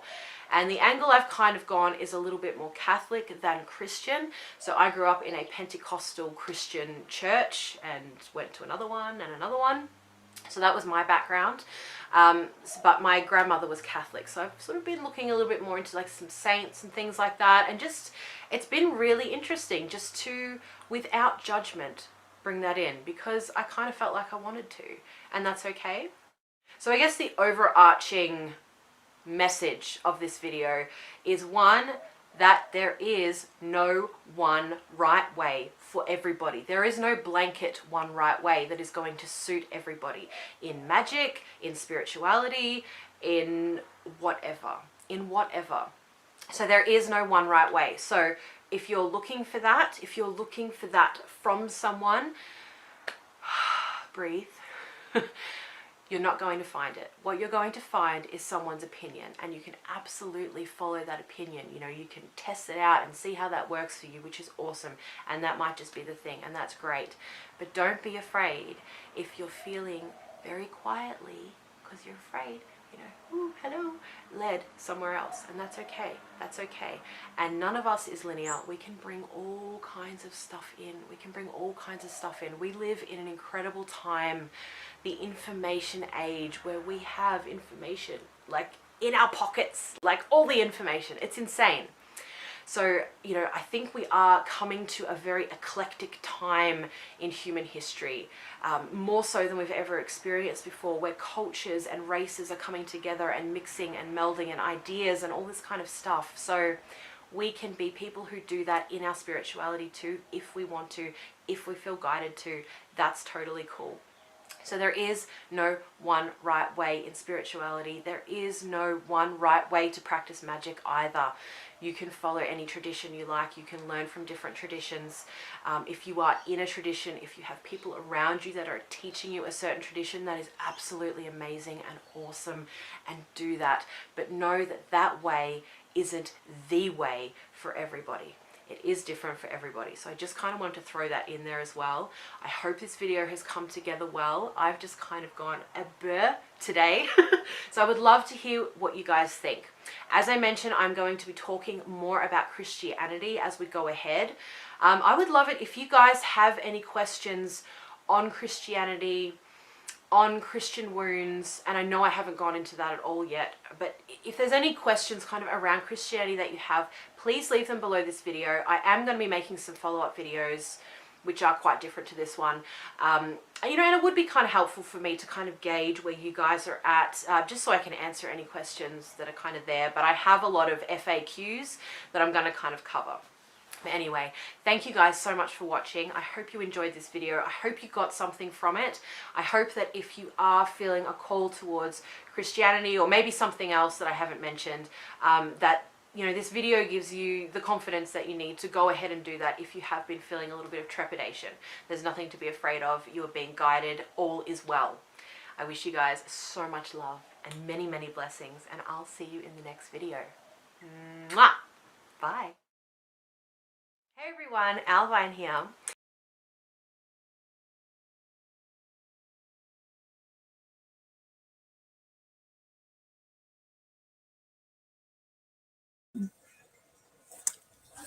That was extremely interesting. And I like her energy. She made me feel comfortable. This is the thing that I'm trying to explain. It's like, you shouldn't have to feel indifferent. You shouldn't have to feel as if you have to evolve the way that they want you to move, because that's where it becomes kind of cult like. You know what I mean? It's like, okay, I was raised a certain kind of way. This was a traditional thing. I was, based on structure and moralities in my life.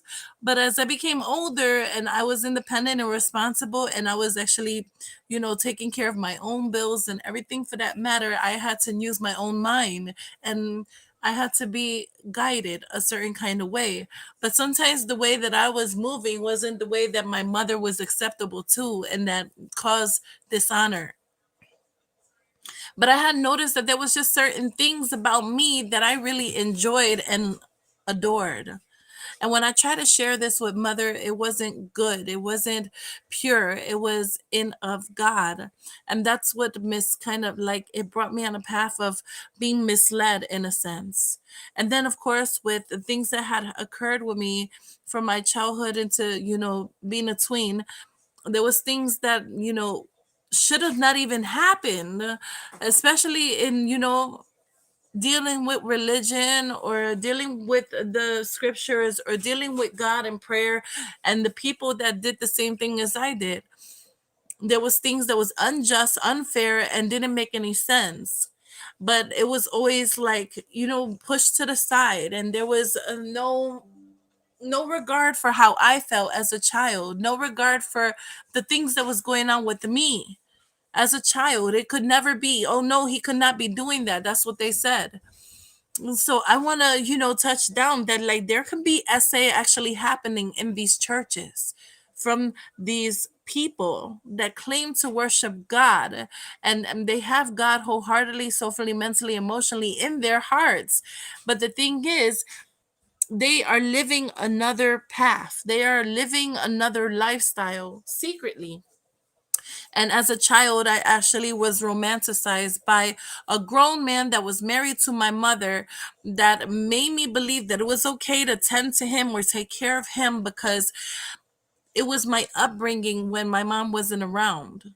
And then I started to run away and mommy was looking for me and everything and all those things was occurring, but it was like I couldn't understand it. I didn't know who to put the blame on. I was so furious. I was so confused. And on top of that, I was trying to, identify my innocence. It was in something that I didn't want to give up. I didn't want to give up that. I didn't have no plans to be abused. And then of course, when I started praying to God and I'm telling him everything from my heart, deep down from the inner core, I'm explaining, like, my uncomfortability. I'm explaining my unfortunateness. I'm explaining my discomfort. I'm explaining, what needs to be justified or what's just wrong on many levels. I felt like I wasn't, deserving, because I felt like he wasn't answering my prayers. I felt like it was like nothing, no response. And so I became infuriated because the abuse started becoming more and more scary. I was locked in my room with the windows nailed shut in the summertime at a very young age. I couldn't do nothing. There was no way. No lights, no electricity. He made it like it was like a blackout or something like that to the extent. And I'm like, it's still not fixed. And he's like, no. And then that's what he told my mother, like, it's a blackout. It's not that I'm doing this to her, but he kept it going that way. Even after the fact that mommy returned and she knew it, she was like, well, he just said that your room takes up most of the electricity and that you like to secretly watch TV and you put your TV in the closet. The reason why I was putting my TV in the closet was because my stepbrother who raped me, trigger warning, give me a second. Um, yeah, that POS, he would steal from me. He would take things that my pops bought me and he would try to make it his own. And then when I would take it back, I would get in trouble and abused. Like seriously abused, like beaten, and then touched on again or raped. And this is coming from not the witnesses of God. This is not coming from me, putting a spindle on things. This is not coming from me trying to twist and, you know what I mean? Just wrong on many levels, trying to inflict pain and injury on God and his witnesses. This is more so that person who was a witness of God was doing wrongful acts to me as a child. But then when I spoke to other people that were witnesses of God, that they were to protect me, they didn't, because they were friends with the evil. They were friends with the person that was victimizing me as a child. I had nobody to turn to. I'm praying to God. I'm confessing that I'm in something's going on that's making me uncomfortable at home. I'm trying to tell my mother, but she's obviously going through some emotional situations herself. So she really can't kind of cipher or separate herself from the two. It's just too much for her. She was getting abused. I watched her get abused. I watched her do some weird things. The minute I come home and she's laying in the living room with no clothes on and says, I'll be your hoe. Like, wait, what? Embarrassing. And then I got I got people from the hood coming in, from our neighborhood coming in, not just girls, but boys too, that we were cool with. And we walk home, you know what I'm saying? We walk from school home, or we walk home from school, all of us as a group. And this is what they walk in on with me. And then they grab me and have me go stay with them because they said that my home was just a hard knock life and it wasn't something that a child should be going through. But I didn't want to leave my mother when the times that she was apparently there. I wanted to be there so that I can protect her because I felt like she needed saving. I don't blame nothing on her. I forgive her for everything because I know it was hard for her. But I want you to know that in the midst of this darkness, in the midst of me going through and having to encounter the energy that was coming for me, in the midst of it all, I freaking prayed and I felt like my prayers were unanswered and I felt like I deserved it. I guess that it's okay for this man, this grown man, to be groping all over me and stuff. It's okay for his son to take my treasure from me, something that was the only thing I had of me, to take it from me. His father didn't. His father just liked to pet me and toy me and touch on me and those kind of things and kiss me like I was a grown woman, sticking his tongue all down my throat and all types of stuff, feeling on my private parts and things like that at the age of just turning 13. It was disturbing. I wasn't part of that life. My life was pretty protected and there was a secure, just everything was good and I was happy when I was in New York City in the Bronx with my loved ones and my besties. And even my dad was out there. I couldn't understand it. So I'm in this foreign world. I'm being welcomed to these foreigners and these weird strangers that mommy made family with. And they have the audacity to introduce me to this life. So mind you, I'm feeling ignored. So then I started losing it.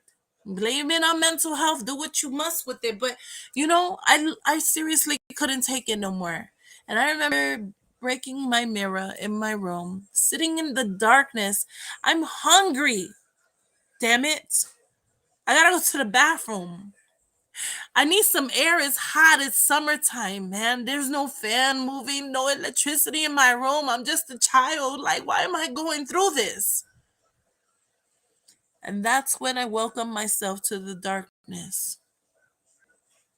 And yes, secretly, I started doing things and I started learning things.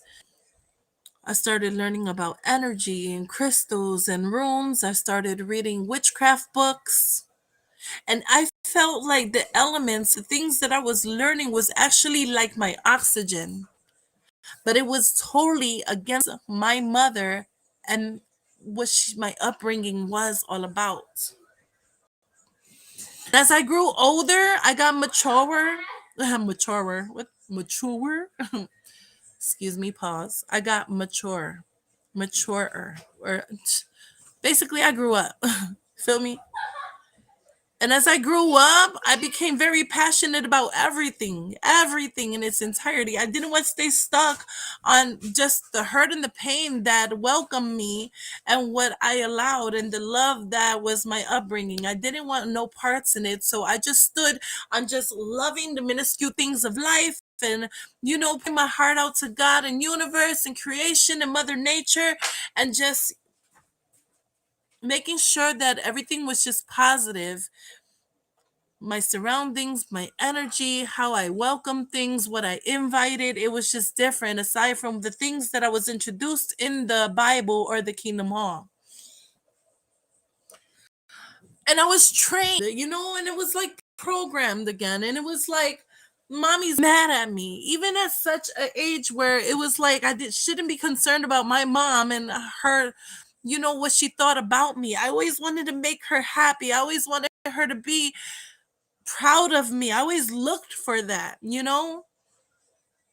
it is. I'm like 18, seeking the approval and the acceptance of my family and my mother. And there was things that she just was so discouraged about, and I disappointed her. And I saw how they treated her in the Kingdom Hall. Like 1 minute she's Sister Gonzalez, and then the next minute she's not even there. Like she's a phantom. Like they disfellowshipped her over something that she was trying to protect me from. They disfellowshipped my mother. Same elders that were supposed to protect me as a child, that were friends with the enemy, that victimized me from being a child all the way to being a tween, they disfellowshipped my mother when she stood up for me. That's ridiculous, and that's where the confusion stemmed from, and I couldn't understand it. And we went to the Kingdom hall, and my mother was sitting right there, from people that she called her friends and that she actually hooked up with, and they would go and and we would go out to eat, or we'll go to the movies together, or we would go preaching, and then after preaching we would go out to eat, or they would have parties and we would be invited. The same people that she actually made a part of her world, that was like her besties, became nothing to her. They treated her like sugar honey iced tea, like she wasn't even there. All because they said that she did something wrong, and now in front of everybody, in the congregation, they had said that she no longer was a sister of the Jehovah's Witnesses, that she was disfellowshipped. And that broke my heart, that I put my mother in a situation of that detriment, because I didn't mean for that to happen, because I needed her to stand up for me, for crying out loud, for once. For F's sake, that's what I needed. I needed to surround myself around love, like something that I could hold on to. But I just, after that, like from seeing that, that was like, no, that's too harsh for me. I cannot. And I just kept running away. I didn't want nothing to do with anybody or anything. I just wanted to be in my own little world, away from the drama, away from seeing my mom being so disrespected, and for them to treat her like she was a ghost. Like, they didn't say nothing. They didn't smile at her. They treated her like she wasn't even there. And I would ask her, why are you invisible to them? Why are they treating you like you did something so bad, when all you did was just try to be in my defense? I don't understand it. It's ridiculous. It disgusts me. And I love God and everything that surrounds him, but I cannot. I cannot just, you know what I'm saying? I can't separate myself from the realisms of what my life was. I can't separate myself from identifying that I do love God and I do understand the Bible. And matter of fact, I even know some scriptures word for word and verbatim and everything, but that I am so discouraged. And it was like my spirit was like just dreadful. And I had to separate myself from that. I couldn't even center myself, let alone be a part of that. It was just so fake and fugazi. It destroyed me. And when I tried to let my mom know that how she felt, like I seen her crying in the bathroom, for crying out loud, man. I saw her when she went into the little room with the glass window so she could be privately in another room to listen to the meeting. I saw her as she broke down in tears, weeping, as a friend that once was hers just left the room as if she wasn't there. It's like, what? This was your best friend in the world, dude. And they just treated you like you wasn't nothing. You know what I'm saying? I remember they secretly tried to call her and they cried on the phone with her, and they said they get in deep trouble. But in front of the elders, in front of the people from the Kingdom Hall, they treated her as she was invisible. And I said, so this is what God means? This is what God does? This is what love is? I couldn't understand it. So I'm not being a blasphemer, and I'm not trying to tell you that the Jehovah's Witnesses are cruel. And I'm not trying to tell you that these are all the Jehovah's Witnesses and what is going on, but I'm telling you that in every church, Kingdom Hall, any place of worship, that there is, in fact, a predator. Or, people who are friends with the predator who will not be in your defense. So really pay attention. Pay attention to everything that you're surrounded by. I could never just put my kids in a situation like that, or them seeing me being dishonored in that way. I could never. And I would never. Trust me. I wanted to check out this other video, you guys. Give me a second, because I don't need to be emotional. I want to be able to spread the message. I want to be able to introduce what it is that I'm trying to do. Okay. It's like, I'm not trying to get people to feel as if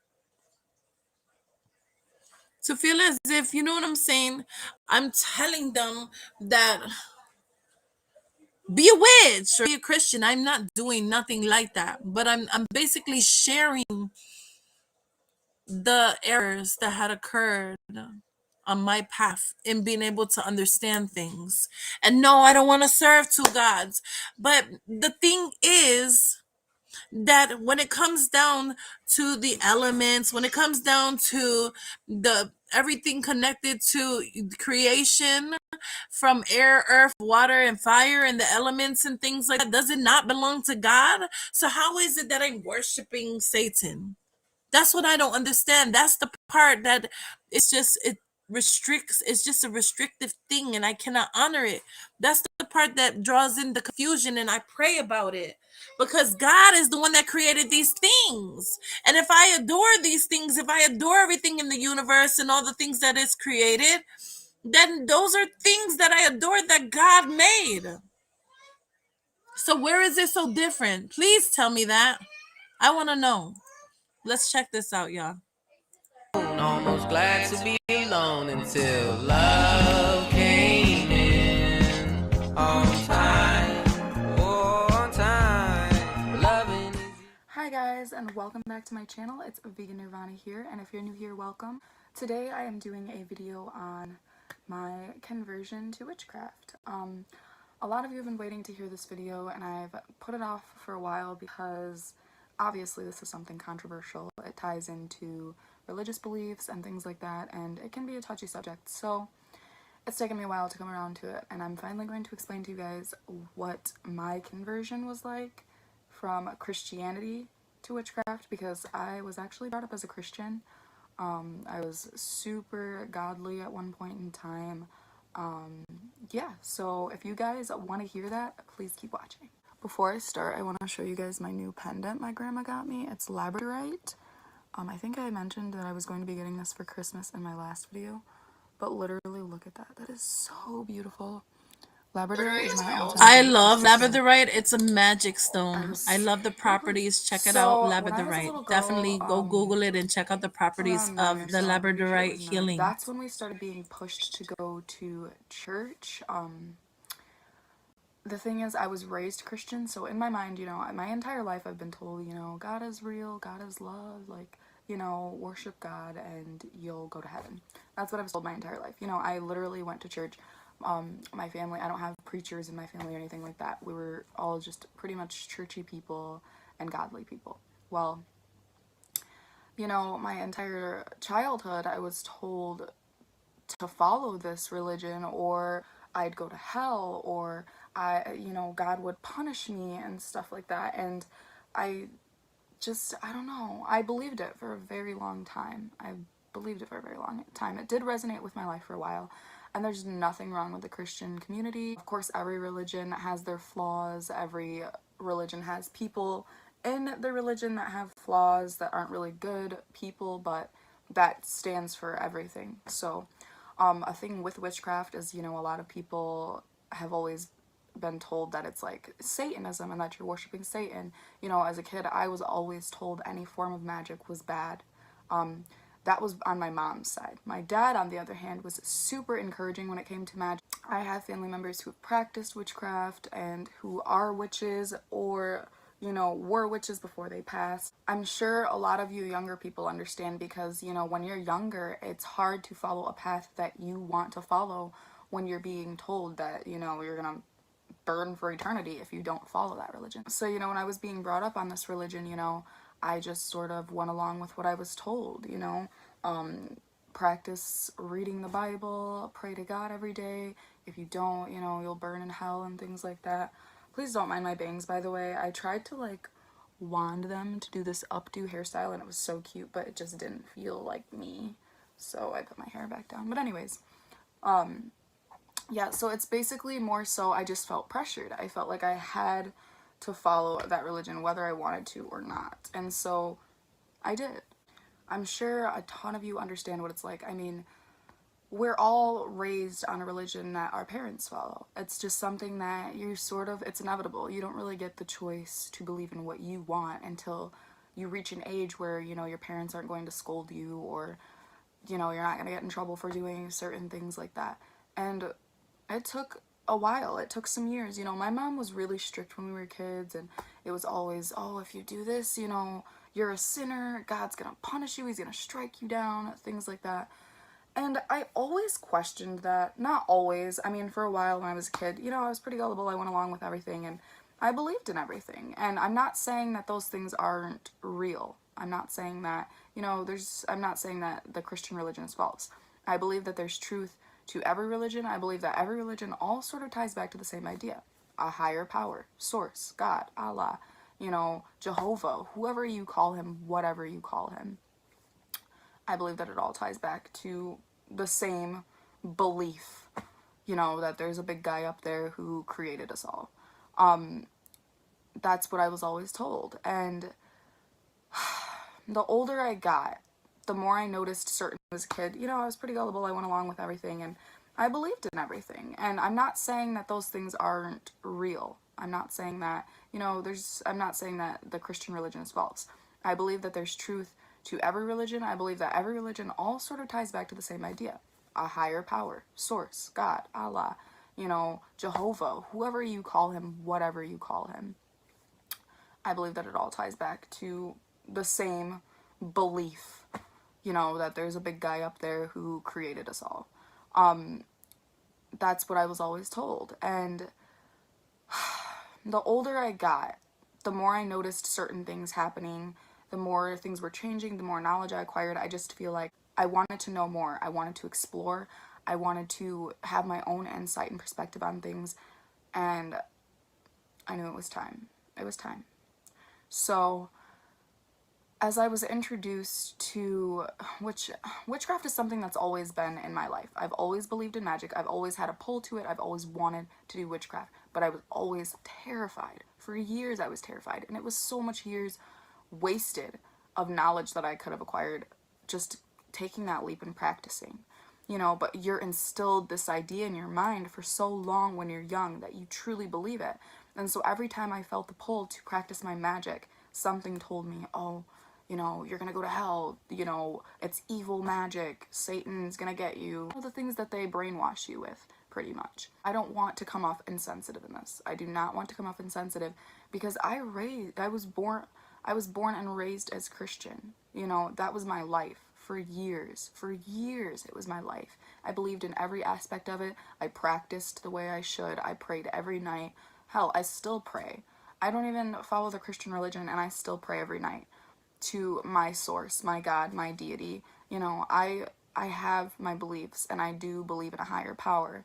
But I'm not going to get into my background of my beliefs when it comes to Wicca and witchcraft because it's my own beliefs, and every witch has their own practice. Everyone has different beliefs and views, and I'm Wiccan, so for my path, you know, with paganism is more of a strict path. With Wicca, it's sort of like, as an eclectic and hedge witch, I actually sort of, I incorporate different religions, if you will, in my practice. I don't really have a strict path. I am Wiccan and I identify as Wiccan, but it's not, in my mind, it's not a religion.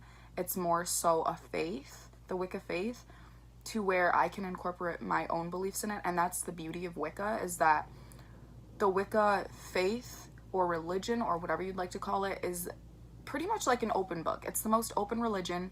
You know, you can be a Christian and be Wiccan. You know, you can take bits and pieces from your practice and incorporate them into witchcraft. You know, witches aren't Satan worshippers. Witches don't even believe in Satan for that matter. Some do. That's because they choose Satanism. Satanism and witchcraft are two different things. Witchcraft is basically manipulating energy in order to manifest things. Satanism, you're worshiping Satan. Two completely different things. Witches don't believe in Satan because Satan is part of the Christian religion, and witches don't believe in the Christian religion. They follow their own path. They follow their deities. And there are Wiccans who are Christian Wiccans who do their magic through God. And it was pretty hard on me growing up, you know, being told every time I felt that pull, I wanted to do magic. I wanted to feel like myself. And every time I felt that pull, the voice in the back of my head, you know, my parents telling me, that's wrong, you're gonna go to hell, things like that. It really destroyed what could have been created back then. I wasted so much of my talent back then. Everyone is given a gift. I don't, this part right here is my own opinion, but everyone is given a gift, and I think that we should all use it. And I know that the Christian religion tells you that, you know, not to practice magic, and that anyone who practices magic is going to hell and things like that.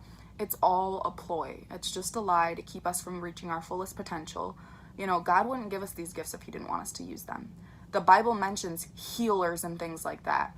Healers, people who use magic, people who can heal. And the thing is, the thing with magic is it isn't how TV explains it. You know, Hollywood has this whole perception of witches that they put on people. Everything they talk about when it comes to witches on movies and things like that is just so fake. It isn't real.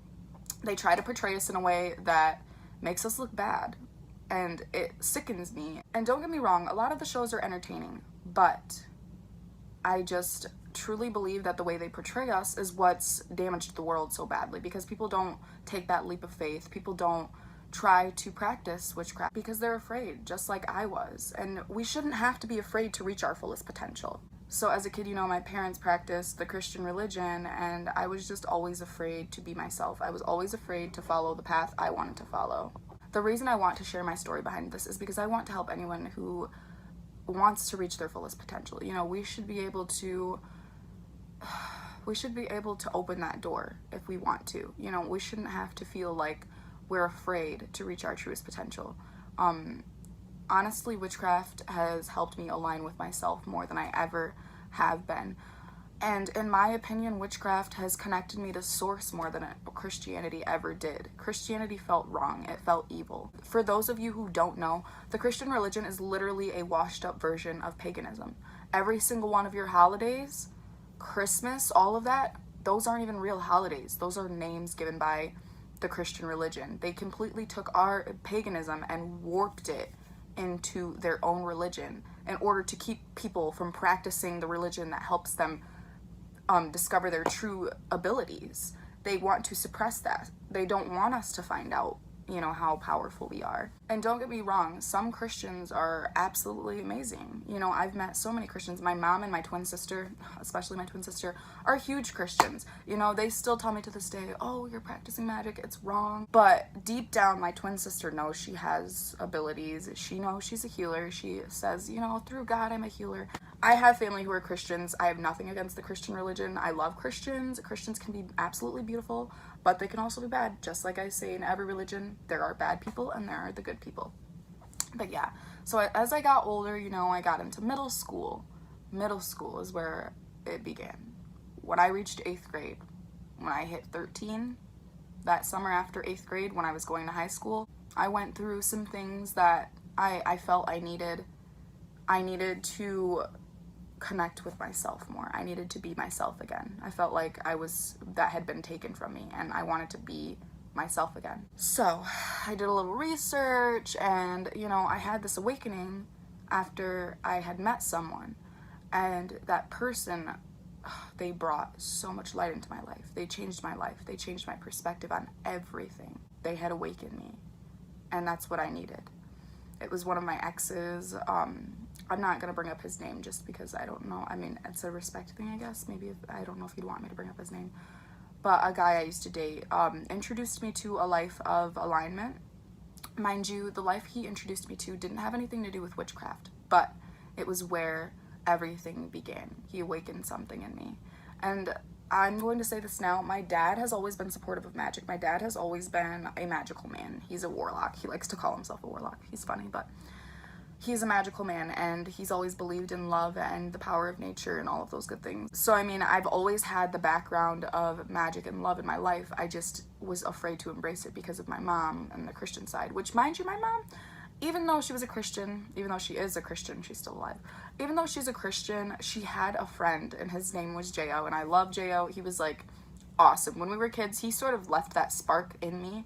Like, he was also another person who contributed to my magical journey because he literally, he's the real MVP. He knows it all. He is a witch to the bone. He's teaching his daughters to be witches, and I think it's freaking awesome, and I'm proud of him, but he was the light in my mom's life. He opened my mom's eyes to a lot of things, because don't get me wrong, my mom believes in that stuff. She believes in it, but she's also afraid of it. She was at the point I was when I was younger. Sometimes when we talk about it, it's great because we have great debates and conversations about certain things that tie into her religion and Christianity, and it really helps to talk to her honestly, because then it gives me more insight on her perspective of things, and it gives her insight on mine. And we have those conversations every now and then. Of course, you know, I have family who, you know, oh, they're still so godly and they don't want me to do anything like that. But they understand and they've accepted me for that. And some of them encourage me. What's important is that I'm finally in a practice and a faith that accepts me for me and makes me feel more connected to myself than I ever have been. Not just to myself, but to the people around me, my family. I feel love through everyone, and I'm grateful for that. Witchcraft has changed my life tremendously. When I was in the Christian faith, I just was always miserable. Things were going horrible in my life. But since, you know, I've been practicing witchcraft for a good 6 years now. Basically, I've never felt more aligned with myself. You know, as a kid, I was so afraid. It took years to take that step. Years. And you know what? I took that leap of faith. I am so grateful because following nature and the path of Mother Earth and Gaia and things like that, I feel has really connected me with my true self, and I feel like I finally have a purpose. My life has been a bit stressful right now, but that's because of events that are happening personally, and things have been tough. You know, my faith gets me through that. It gets me through knowing that somehow I can change things. I can make things better if I really need them to be. My advice to you is to take that leap. Take that leap of faith, because if you don't, you'll always regret it. You'll never find the true you. You'll never find your truest potential. You won't reach that. If you are afraid in any way, just know that you don't have to be afraid. You need to reach within yourself and really ask yourself, is this power that's calling to me right? Is this what I need? The witch faith isn't for everyone, you know. Some people can't handle it because they don't understand. Some people don't want to take the time to learn. And when it comes to witchcraft, it's a never-ending journey. Just like when you're learning Christianity, you know, it seems there's always more to learn. Witchcraft is the same. No matter what religion you have practiced, you've done magic. When you pray, you're doing magic. Our form of magic, the real form of magic, that isn't portrayed like the way Hollywood portrays it, our magic is literally the same as your praying. We are literally just manifesting things mentally. The only thing different that we do is we use crystals, herbs, you know, the elements of the earth, things like that, to help manipulate, because nature is a part of earth and the natural energies, you know, in our atmosphere. Nature helps manipulate that. And you know, the energy from crystals and things like that, we only use those in our practice because they just help boost our manifestation. There's so much simplicity to it that it would actually blow a lot of people's minds if they actually sat and took the time to learn what they didn't know all along. Be your true self, you know, don't be afraid anymore. It took me years and I have never been more thankful. Never been more thankful. The thing about the witch community is that we accept everyone. It doesn't matter if you're gay, straight, bi, lesbian. We accept everyone. We love all. In the witch community, you're not going to hell if you have the same sex love. Why? Because in all reality, it's not wrong. Whether Christians make us believe that or not. Now, again, quick disclaimer, there's nothing against the Christian religion here. I love all Christians. It's just I really had to explain my story. But anyways, thank you guys so much for listening to my story, and thanks for tuning in today. If you like this video, please give it a thumbs up. Hit the subscribe button down below, and peace and love, man. Don't forget to keep spreading that lunar love.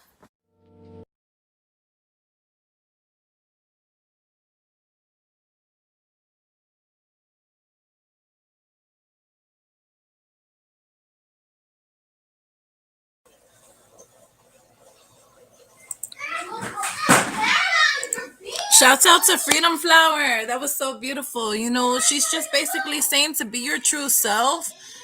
Look, stop yelling at her like that. To be your true self, to embody the energy that you behold, okay?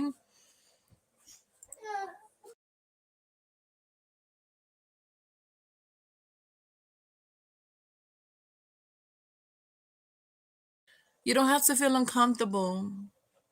You shouldn't have to feel as if you got to walk on somebody else's path, because that's what it was with me. And that's what it still is, kind of. My mother, it is in my heart. It definitely is in my heart to want to know more about Jehovah God, about Jesus, my Lord and Savior. But there are some confusions that is very detrimental for me to understand. And I try to get a valid answer, or I try to get somebody to like break it down to me, but I never really get a good response when it comes down to, being able to tell me in detail as to what it is that I need to know. Here it is, I have so much going on in my life. And of course, like, I'm not going to put myself first before God. I would never. But it's like my mother. She's like, okay, tune in, go to the Zoom meeting. It started now. And she presses me and she puts pressure on me. And I want to learn about it. I promise you that. But the thing is that it's uncomfortable because there's some things that I agree on when it comes down to my faith. And then there's some things that I disagree on. And it seems as if sometimes it's the bad that outweighs the good. And I don't like that. And I want it to be a balance. I want it to be a connection. I shouldn't feel dismissed, or I shouldn't have to feel disconnected. And I feel like sometimes I'm walking the path that my mother wants me to walk. What about my path? Why do I keep ignoring it? You get what I'm saying? And again, I ain't no host or anything demonic or anything that is not of God or anything that God detests. I am not trying to be a host of none of those things, a conduit, or a conjurer. I am not telling you to turn to witchcraft. That is not what I'm saying. What I'm saying to you is, could you be Christian and also a witch? Is there a such thing? I need somebody, maybe even a Christian, to step in and to say something, perhaps, right? But what I do know is that the feeling that she speaks of is something that I could definitely relate to, because it's true. It's like, oh, well, if you go about doing it this way, then you know what I'm saying? Armageddon is gonna come, and you're gonna go right along with it. And it's basically the same. You're gonna go to hell, basically. You feel what I'm saying? And then burn an eternal blaze, in an eternal fire. And I'm like, well, if God is love and all things, then how is it that God can bring that my way? Or because I'm celebrating the things that He's created, or because I'm checking out these things and I actually feel liberated by it. That, like, basically this brings joy to my heart, to harness the energy of the rejoicement that it gives me when I'm around the creations of everything that He has. Everything. When I step outside and I see a tree, or I hear a bird, or I look at the sky, or I feel the sun and I look at the rays, or I'm in front of the moon and I see how it's illuminated. Just the little things. If I see a bat just flying out of nowhere, or I'll see a ladybug or a dragonfly, those things mean something so deep to me, and I don't understand why. But in a sense, I do. But it's like I have to stay away from it because that's what I was told. I get extremely confused, you guys. And I'm trying my best to harness this energy and to kind of, you know what I'm saying, not make a mockery of God and His name.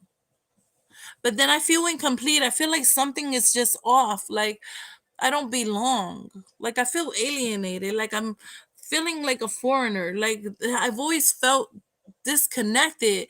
But when I was doing the things that I was doing, and I was praying to God, but yet I was celebrating Mother Nature and everything that goes along with it, and I was doing my certain prayers and those kind of things or what have you, I felt great.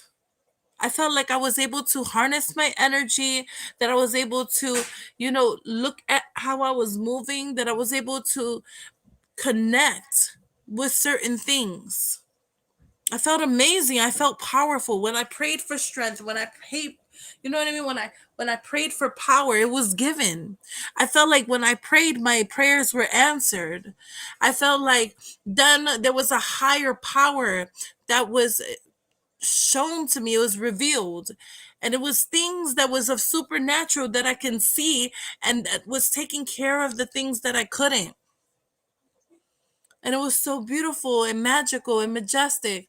And I started getting excited. And I was saying, do you believe in magic? Because I was believing in it. You feel what I'm saying? And it was almost close to ask, believe, and you shall receive kind of ordeal. You feel what I'm saying? So now I want to share this with you. And maybe this is my last video with you guys. No, it's not. Then I'm going to go into another video. And then after that, it should be my last. Give me a second.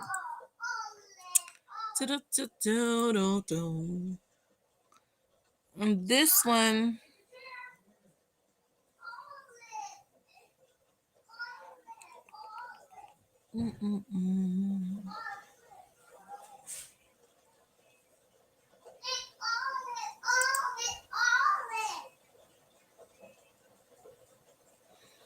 Was that it?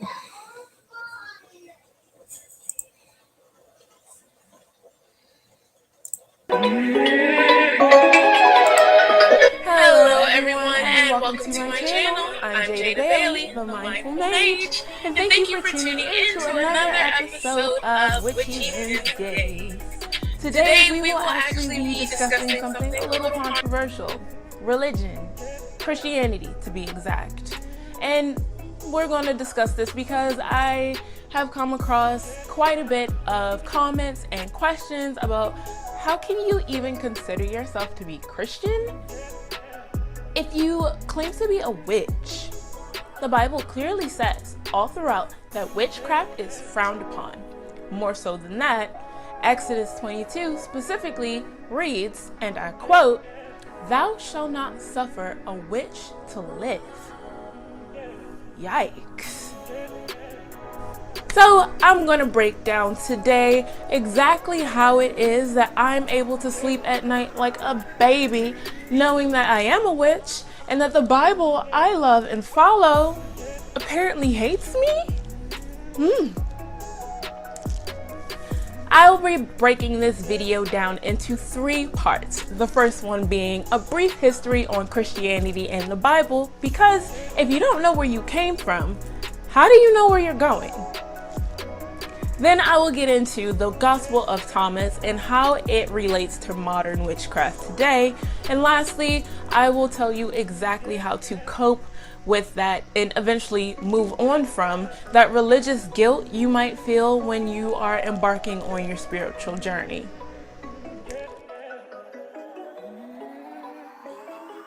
So, without further ado, let's get to it, shall we?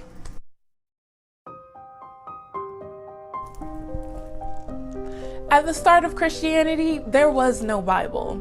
Christianity began in the year 30 AD with a group of Jews that followed the teachings of Jesus of Nazareth. The stories of Jesus wouldn't go on to be written down for decades.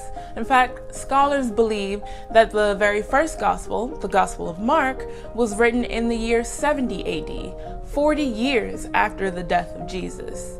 But Mark's gospel wasn't the only one. By 200 AD, there were as many as 50 gospels in existence. They bore the titles of the Gospel of Philip, the Gospel of the Hebrews, or the Revelation of Peter. So what happened to all of these writings? And why are there only 4 gospels that most of us know of today? The Bible that we all know, wow, and look at that, around the world follow. She is indicating what I said, that there is other pieces of the Bible that we don't have a hold of, that we are unknown of. We don't know of it. The it. Bible made these decisions in majority by his political stance and hardly by his faith. In 312 AD, the Roman Emperor Constantine, a pagan who believed in multiple gods, claimed to have a vision of the cross during a battle. He then converted to Christianity after winning said battle, eventually making it the semi-official religion of the state. Constantine wanted to use this new religion to unify an empire that was crumbling, and at the time, Christianity wasn't very organized at all. It mostly made up of various small churches or groups with different scriptures, gospels, and beliefs amongst them. but Constantine set out to change all of this. In 325 AD, Constantine convened the Council of Nicaea to decide the basic tenets of Christianity. He brought together some of the most powerful church leaders from around the world to discuss legalizing a formal Christian religion. The goal of Constantine's council was to unify the faith both politically and religiously. After weeks of deliberations, the council agreed on the base principles of Christianity that would unify the faith and then place the control entirely in the hands of Emperor Constantine, who would go on to unify the Gospels and cherry-pick the few that he deemed to be fit for the new religion of the state. He commissioned 50 copies of the Christian Bible, which contain only the Gospels of Matthew, Luke, Mark, and John, the four that most people know today. In the year 325 AD, we lost an unfathomable amount of information. So what happened to the other Gospels? Well, for a while, they were still around in circulation, and many Gnostic Christians read them, loved them, and adhered to them. But in 382 AD, another church council banned Christians from reading them entirely.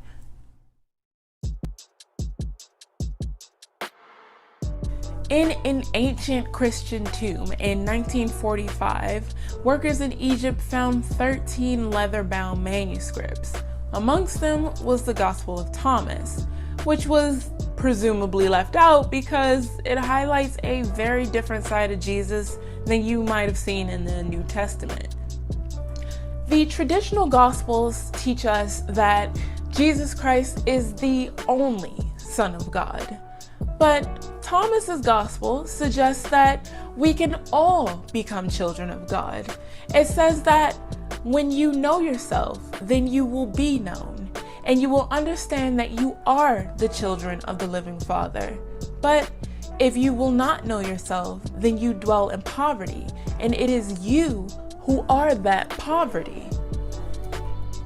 Which tells us that we are in control of our relationship to God, and we do not necessarily need a pastor, a pope, a priest, or a church to guide us to that relationship. I personally believe that we all have a direct line to the divine. What else could your soul be if not a piece of God?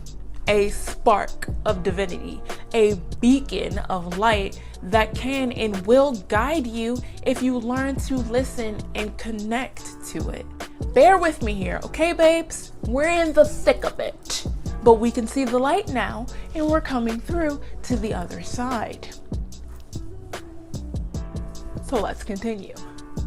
John 16, passages 23 to 24 of the New Testament had been edited. The passages originally read, "All things that you ask straightly and directly from inside my name, you shall be given. So far you have not done this. Ask without hidden motive and be surrounded by your answer. Be enveloped by what you desire, that your gladness be full." To me, this translates as ask from the heart and not from the ego. And be enveloped by what you desire, because that is when your thought and your emotion become one. And within that is your power.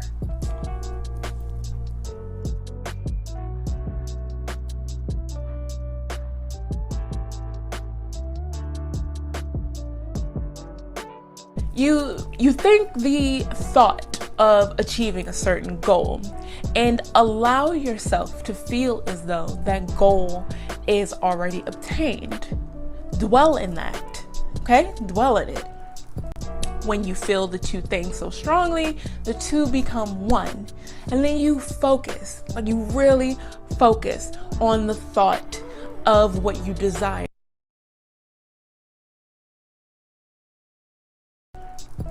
When you feel the two you think the thought of achieving certain goal.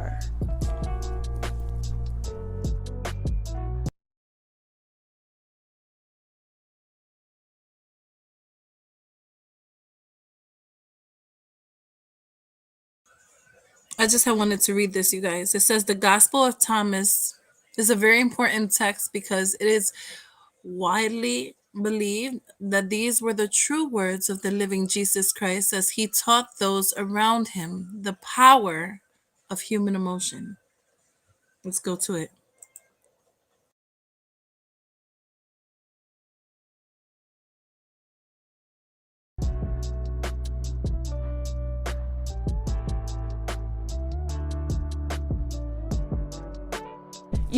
You think the thought of achieving a certain goal and allow yourself to feel as though that goal Hey, CJ is Mac, already how are you, love? attained.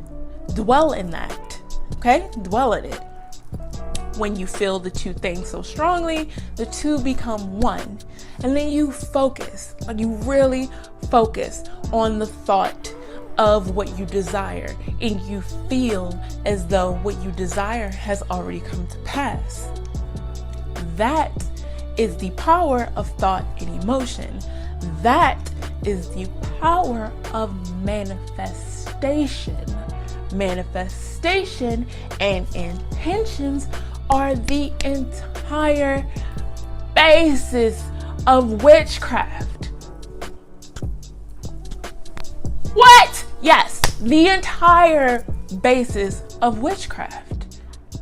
The opening words of the document, the Gospel according to Thomas, read, "These are the secret sayings which the living Jesus spoke, and which Didymus Judas Thomas wrote down." I may very well have pronounced his name wrong. My bad. Verse 6. His disciples questioned him and said to him, "Do you want us to fast? How shall we pray? Shall we give alms? What diet shall we observe?" And Jesus said, "Do not tell lies, and do not do what you hate, for all things are plain in the sight of heaven. For nothing hidden will not become manifest, and nothing covered will remain without being uncovered." To me, this says that there is not much point in denying yourself and your true nature by pretending to be something that you are not, by following rituals, rules, and guidelines simply because you feel like you have to. Because at the end of the day, your heart, your wants, your desires will be revealed. For all things done in the dark do come to light eventually. And you know what? That message goes, I feel, especially for those of faith that do all the right things, that go to church and pray and take communion and give tithes and go home and still hate their neighbor and still lust after those that are not their spouse and still point out the sins of everyone else while completely ignoring their own. Verse 113 of the Gospel according to Thomas. His disciples said to him, "When will the kingdom come?" And Jesus said, "It will not come by waiting for it. It will not be a matter of saying, 'Here it is,' or 'There it is.' Rather, the kingdom of the Father is spread out upon the earth, and men do not see it." With this, I choose to believe that salvation is within your reach, and you have more power in obtaining it than you know. I choose to believe that there is a heaven and that there is a hell, but that they are of this earth, perhaps parallel to this world, in a plane that we cannot see or reach while still connected to our mortal coil. However, we can follow the light and the divinity within ourselves to guide us there at the end of our journey.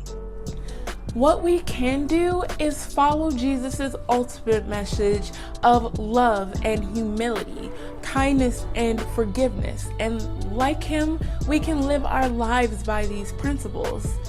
To me, that means that you have the right to choose whatever path that you want to take in this journey called life without having to be condemned for it. I feel as long as you aren't hurting or harming others. And the path that I choose is the path of the cunning folk, the path of the witch, of the healer, of the lover of all of God's creations. I pay homage to the sun, to the moon, to the sky, to the earth, to the water, to the air, because I believe that you can find God, you can find Jesus, you can find divinity in all of these things. So, how do you cope with religious guilt when embarking on your own spiritual journey? Simply by understanding that regardless of how hard we may try, humanity will probably never have the answers to life's greatest questions. The creation of life, or what happens after death, or what is even the point of it all. I don't know, and it doesn't matter. What matters is what you believe deep inside of yourself, and it is within yourself that you will find your truth. You do not necessarily need a pastor or a priest, a pope, or a church, not even the Bible, to help guide you to these answers in your journey. While all of these things are resources of great comfort and, well, they're great resources in general when applied correctly, you don't need them. All you need to do is look within yourself and connect to that spark of divinity, connect to that light, and use it to reach out to the divine. And through him or her or them, whoever or whatever you believe in, you will find your answers and you will find your guidance. So know, please know, that it is okay to ask questions. It is okay to seek more understanding. There is nothing wrong with that. And if it is a relationship with the divine that you seek, I've already told you how to obtain it. Look within yourself. Start there, and you'll find the answers that you're looking for. I really hope that you guys did enjoy this video. If you have any questions or comments, or you just want to light me up like a holiday roast in the comment section, please feel free, go right ahead. While you're at it, I'd greatly appreciate if you would hit that like button. Help me out. Why not? And subscribe. Hit the bell even. Wouldn't you like to be notified when I upload? Of course. Why not? That's all I have for you guys. I greatly appreciate you tuning in. I feel like this was soups important.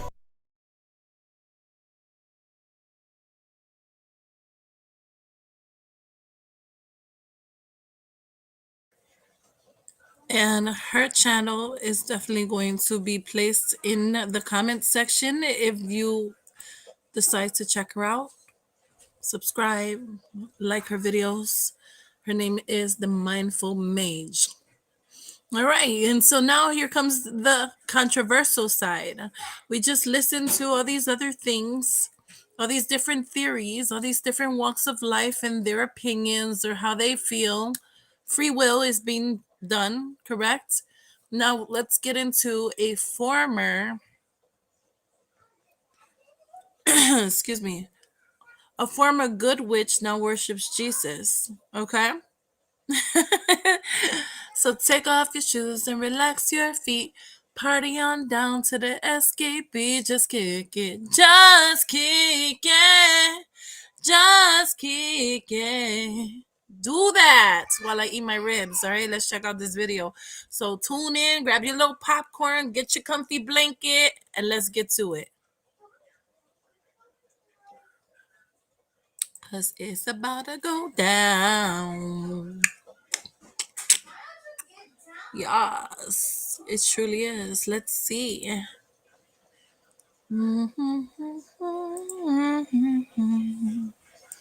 Things were happening. I was moving things. I would go up. Okay, let's go here. And Things were happening. I was moving things. I would go up to a drawer, and before my hand would even touch it, the drawer would go and open. Jenny Weaver always thought dabbling in witchcraft was harmless fun, until she discovered something much more sinister. lights would bust and break when we would start talking about the demonic realm. Glass fall all over us. Jenny grew up on Florida's Gulf Coast with 7 siblings. Her home was dominated by abusive parents who handed out punishment for the slightest offense. It wasn't much better at their church that didn't teach about a loving father, but a vengeful, angry God ready to condemn sinners to hell. I was always thinking, God's disappointed in me. Mm-hmm. God's upset. So it was really filled with shame and condemnation. Then her father walked out, leaving 13-year-old Jenny, her siblings, and their mom destitute. So I must not even be worthy enough to be loved, to be thought of, to be cared for. You shouldn't even be alive. Why are you even here? It'd be better off if you just killed yourself. Feeling powerless and unloved, Jenny started cutting and smoking pot.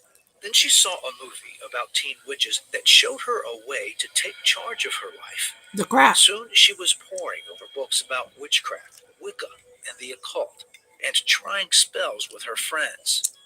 Wiccan religion is do what you want, but do no one any harm. It's kind of like, Mm-hmm. well, it's the good witch. Mm-hmm. I felt like I had power.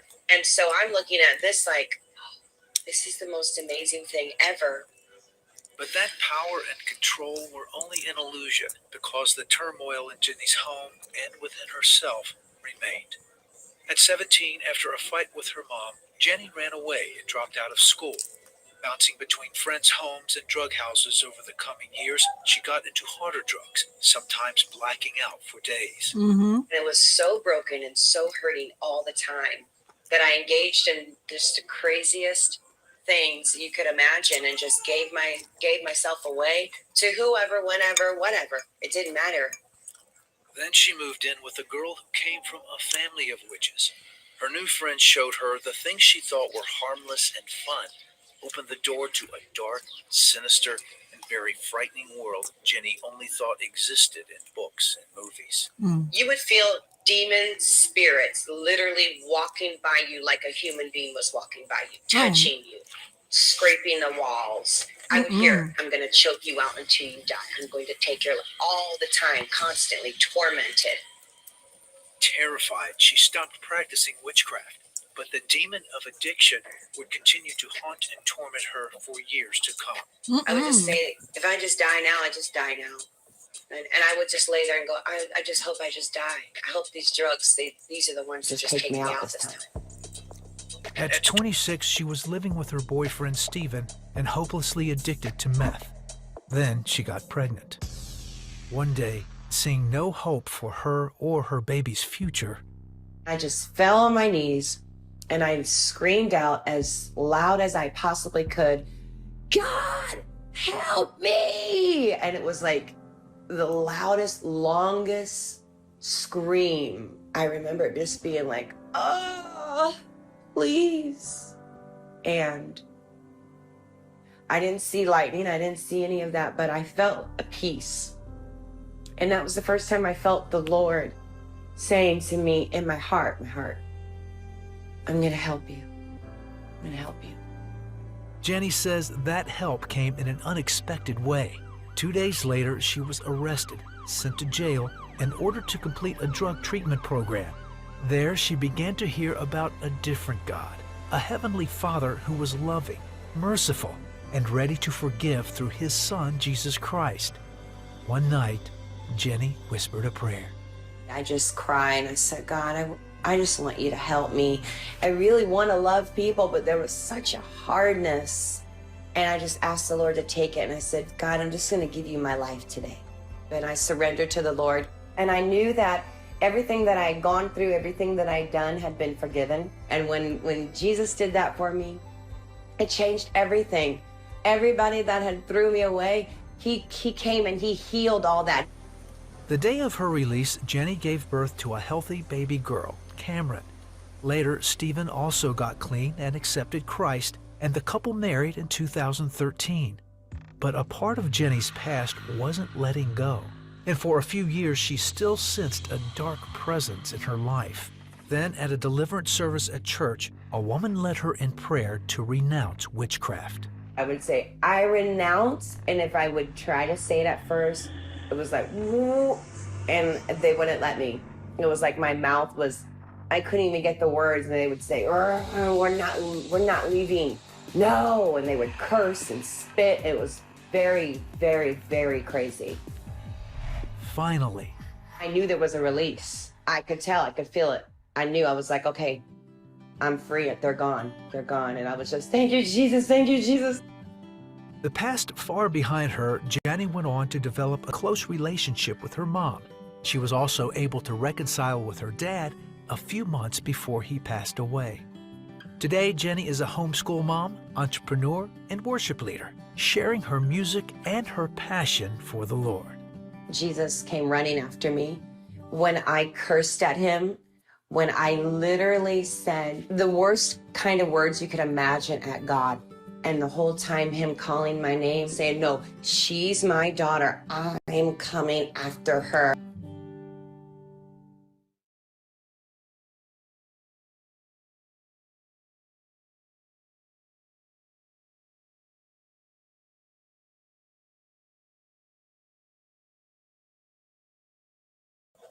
Wow, that's crazy. But here's the thing that I want to share.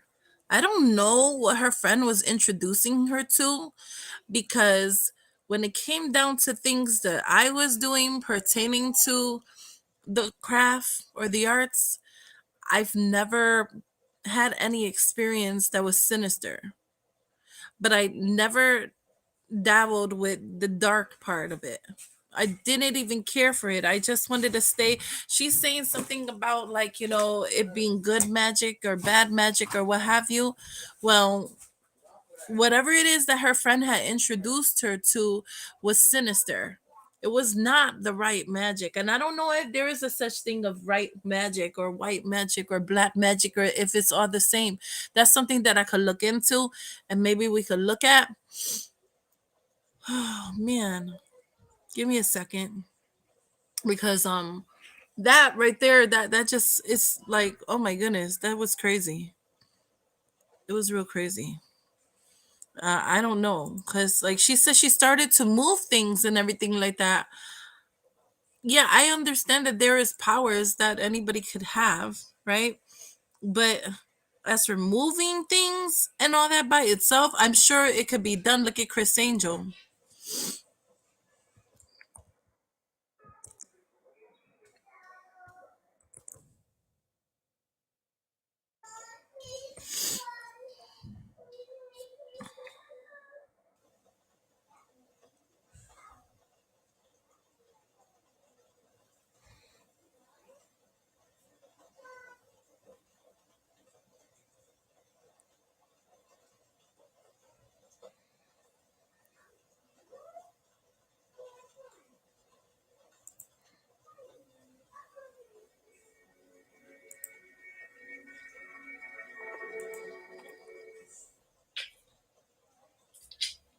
I'm filming down here today. As usually, I'm just sitting on my chair right before my altar, but because I finally got to actually clean out all of this stuff down here, I'm just interested in what she has to say. I thought, Okay. why not film down here? So let me know if you like the previous background better or this one, and yeah, let's get right into it. Hey everyone, my name is Ella. Welcome to my channel. So for today's video, I'm actually discussing something that is a little bit more difficult for me to talk about, I suppose, because it's a little bit more controversial. Many different people have different opinions on this topic. And I did take notes, and I actually did a poll on my Instagram story the other day, Friday, I think, asking my followers, basically you guys, what you think. Can you be in two religions at the same time? Because I've been getting some questions lately on Instagram and on the YouTube comments, and the question was, can I stay Christian, or can I stay in the Islamic religion, or whichever religion really, and also be Wiccan? Religion and So Wicca. essentially, can you be in two religions at the same Stay time? tuned, you guys. It's about to go in. Religion plus Wicca. Right. Now, I'm not going to give you a yes or no answer to this. I'm going to give you different opinions, some different pros and cons, sort of, I guess, and then you can make up your own mind and make this decision for yourself. Right. Use your now, own religion discernment. is a really, really personal, individual thing to begin with. Mm-hmm. So I don't want to sit here and tell you what you should do and what you should not do. I'm just here to give you some of my opinions, some of the people's opinions that I actually talked to on Instagram, and yeah, maybe help you out if you're struggling, if you're a little bit confused, and hopefully this video will help you with that. So to start this off, of course, Wicca is different from witchcraft. Now, this is going to be really important later on. Now, if you don't know the difference between Wicca and witchcraft, I have a video on that that I made not too long ago. I'll link it down below in the comments. Not in the comments, in the description box. And you can go check that out, because I do think sometimes people get that confused. But yeah, I'll get into that a little bit later. So I've had a few messages, right?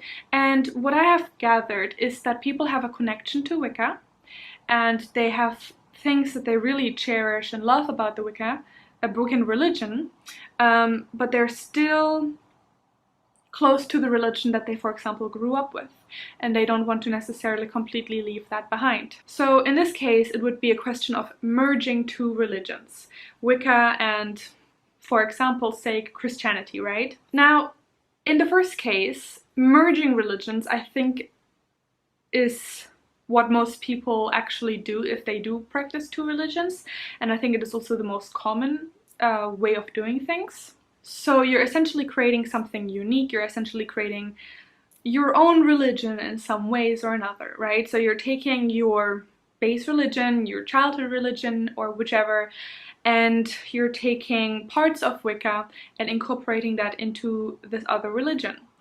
Or the other way around, you're taking Wicca as your base religion and you're incorporating religious parts or religious aspects from another religion or spiritual belief system. This could actually be considered eclectic as well.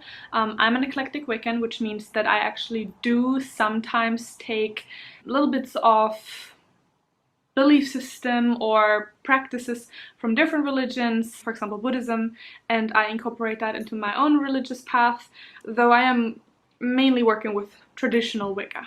Now, the thing is with incorporating these two religions is you have to be comfortable with that, right? And that also means you're not feeling guilty, you're not feeling ashamed, or that you're, I don't know, for example, if you're Christian, that you think you might be sinning or something like that, right? So you have to be comfortable. When people ask me, can I be a Wiccan but still be Christian? It usually comes from a place of, I know Christianity doesn't necessarily work with witchcraft. Let's be real here, right? So then there's this confusion. Can you mix those two? And then again, there's also the confusion part with witchcraft and Christianity, and not necessarily Wicca. But yes, it really is about your individual preference and if you are comfortable with it. Because there's no use in practicing two religions if you're not comfortable in doing so. If you're feeling kind of icky and like not really sure about it, and it's not making your heart happy, then I would advise you against it, simply because that's not what religion is supposed to do, right? Religion is supposed to make you feel free and inspired and to grow as a person and become your best life version. Now, that can't happen if you're feeling uncomfortable. Now, if you're feeling uncomfortable because you're not quite sure about it, knowledgeable enough about those two religions, for example, and you're just not sure how to go about combining these things, and you actually have no problem with the overall idea of combining religions, it's just you just don't know how to. Again, very individual, you can do it as whatever way you want to.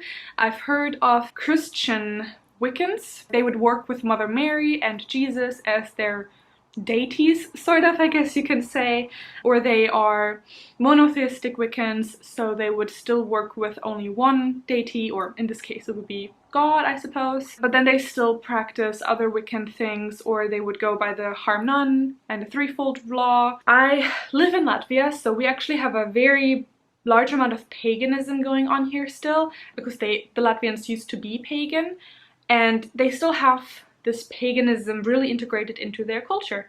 And I've seen a lot of Christians here that still incorporate these pagan ways that are very similar to Wicca into their everyday life. For example, here they celebrate a festival called Yani or Ligua. Now, I'm probably pronouncing that a little bit wrong, my Latvian is not top notch, but basically these people are obviously not Wiccan, but they're incorporating these things that, like our midsummer Litha, it would be what they just celebrate throughout summer, and then they still believe in their Christian ways. They're celebrating a rather pagan holiday. That doesn't mean that now suddenly they're pagan or no longer Christian. It's just that they're incorporating these two elements, combining them, and making it work for themselves. Once again, this is really a very individual approach. That's why I'm so big on telling you, I'm not here to like tell you yes or no. So I really hope you guys are here for that. I understand that. I'm not here to judge. I'm not here to give you any strict rules that you should follow by. You create those for yourself. So another way that you could, for example, incorporate Wicca into Christianity.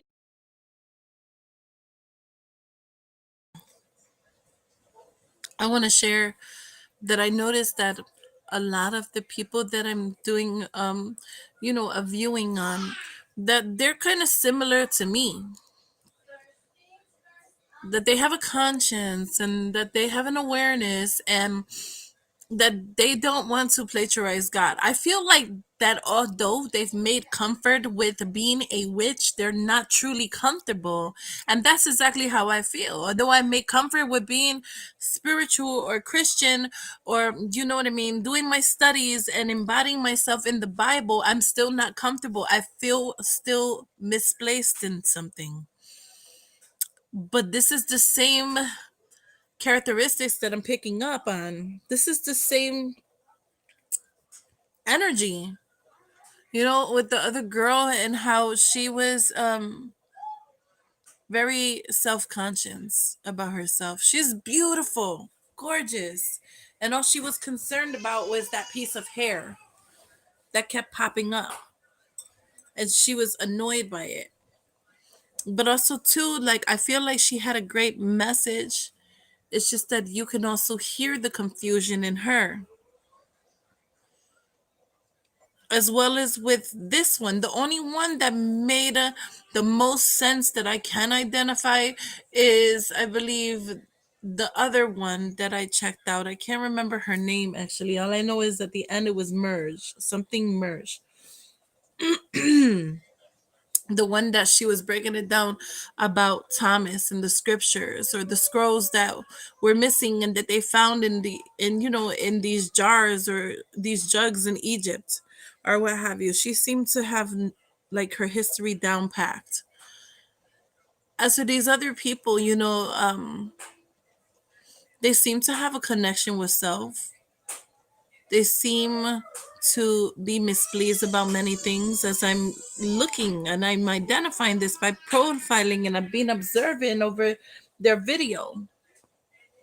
But it also seems like there is something that is just, they need a rekindlement of their spirit. They need to feel that embrace and that warmth from God. They need God. And see, that's how I feel. I cannot just connect with one deity or one, you know what I'm saying, one source. I can't do it. It's just uncomfortable for me. Like, I cannot just say I'm a witch and be cool with it, because I feel like then I'm leaving out the main key, which is my Almighty Father. But she's over here, she's pleading with us and she's saying, whatever you're comfortable with. And I'm not telling you to do it this way, but it's whatever you feel, your thoughts and your opinions, and what you are at ease with or what makes you comfortable. But when you see somebody that is putting a lot of explanations into something that they're already comfortable with, as they say, it just goes to show me that there is some kind of discomfort in a way. And of course, that has been in a position of confusion. So I ask you guys again, can you be a Christian and a witch? Can you serve both? Are there Christian witches. And I was saying it wrong. I kept on saying elected, but she said it's called um a elated or something like that. I'm not too sure if I'm saying it correctly. We'll go over it again, but basically what that means is drawing into other sources of information or other gathering other sources of insight and the knowledge that they hold or wisdom, and then using it to perform your magic. And so the Buddhists, there are Christian Buddhists, and then there are Christian witches. I mean, this is 2022, so anything can happen. It could actually be, yes, it could be real, very much so. Things have changed, people have changed, traditions have changed, morale has changed. We're unused to the certain traditions and the certain moralities that what we were based on, and that brings in the structure and the routine that we're so used to. That's what's familiar. But there's a disconnection because there's no way to actually understand your soul purpose or identify the purpose that God has already instructed you to be on the path. So then why would I, slap God in the face or be blasphemous or mock and degrade his name, his holy name at that? So this is where in my heart of hearts I question a lot of things, and I do fear. I fear God. And I know, that he loves me very much so. I haven't been around anything demonic like that, because then I'd just be like, well, I'm throwing away all of this. Nope, don't need it. Damn this. I'm done. But I haven't come across anything like that as of yet. No weird supernaturals has visited me and made me uncomfortable, because I don't welcome those energies or entities or deities into my life. I really don't. All I welcome is God and the angels that surround me. That's it. And then I celebrate, of course, the things that he's created, from just the things that I can reflect on, the things that make me comfortable, the things that give me happiness, that allow me to be happy and free. Energetically, what I am attached to and what I can take in. Sorry about the loud noise. The kids are getting ready to settle down and come in.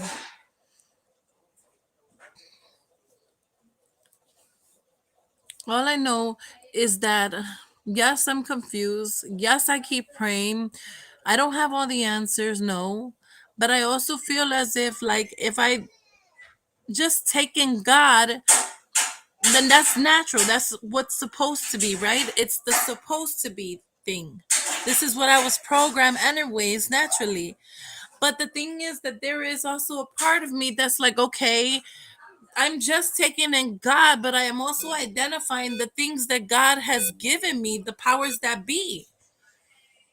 I also understand that there is like a higher vibration, in a way to elevate my mind, in a way to identify things and to move forward and to train myself. It's the power from identifying the mind and identifying the movement.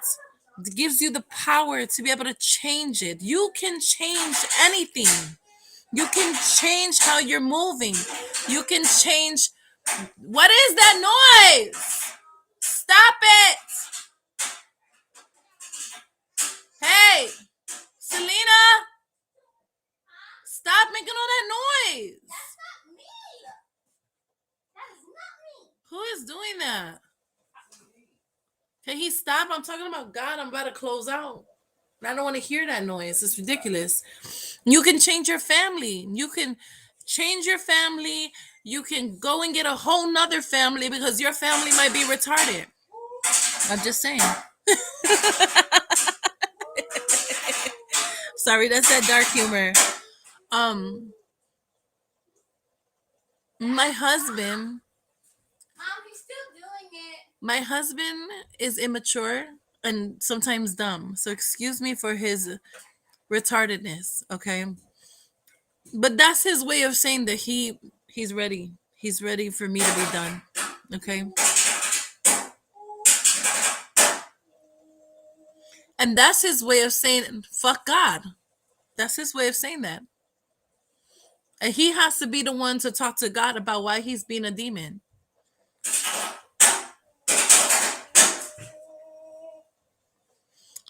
But anyways, that's besides the point. Everything is so laughable. You know what I'm saying? You gotta deal with certain things in life. You gotta take it with a grain of salt. You gotta find a way to laugh about it. Oh, and don't think that he's gonna get away with acting stupid. Because once I'm done, I'm gonna put him in a headlock and I'm gonna bust his head aside the wall. You feel me? At my own time, of course, not in front of the kids. I would not do that. We're playful. But this is just, when we have our peaceful moments, when he thinks that, okay, the kids are safe in their rooms and they're sleeping and everything is good, and we prayed or read stories to them, and now I'm about to get some. The only thing you about to get is my hand to your face because you're dumb. And if you don't realize that, then you're going to get me freaking knocking you in your face because you're dumb. We deal with the different things in life. We do. We deal with our battles. We have to also learn how to choose our battles. You feel what I'm saying? But I don't want anybody for not a moment to feel as if they have to be pressured to be walking in that path of righteousness. I will hope that you walk in the path of righteousness, but I don't want anybody to subject themselves to feeling as if they have to go based on traditions and morale. You are your own entity, and God has created you in his likeness, and he wants you to be what he has already written, what he already has designed, what it is that he is basically molding and sculpting you to become. And he identifies the flaws that we have, and he knows that we fall short. And that's why he don't give up on us. And that's why it's like he still remembers us in his whimsical dream. We're still a part of it. So we have to understand what it is. I love you more. We have to understand what it is that we're doing with our life and our livelihoods, with the people in our life. You understand me?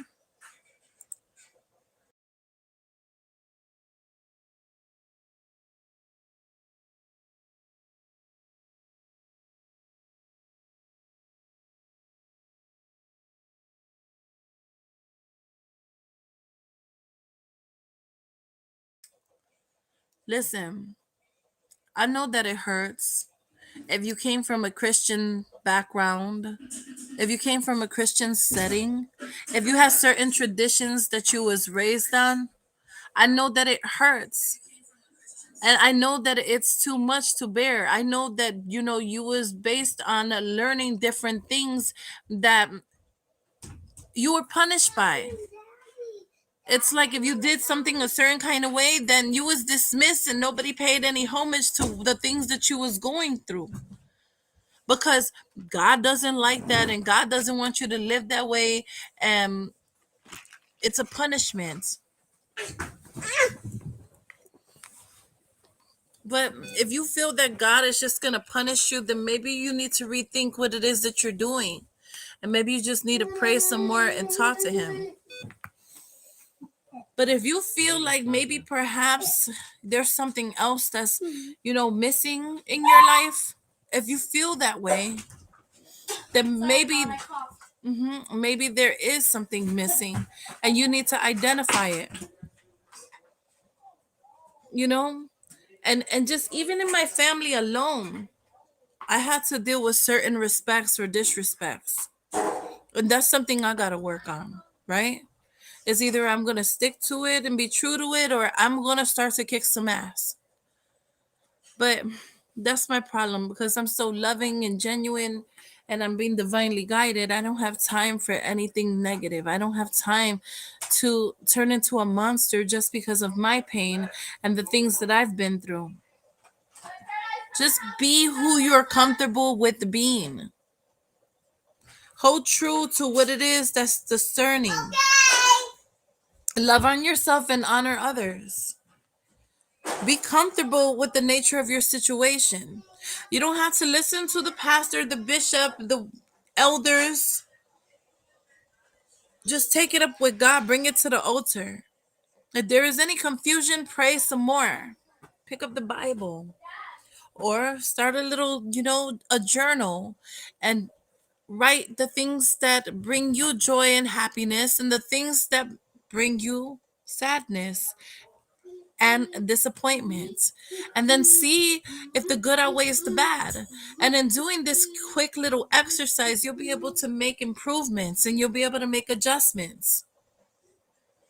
But I should never want to see somebody feeling discomfort, feeling as if the choices that you're making is wrong and that you're going against God and the grain.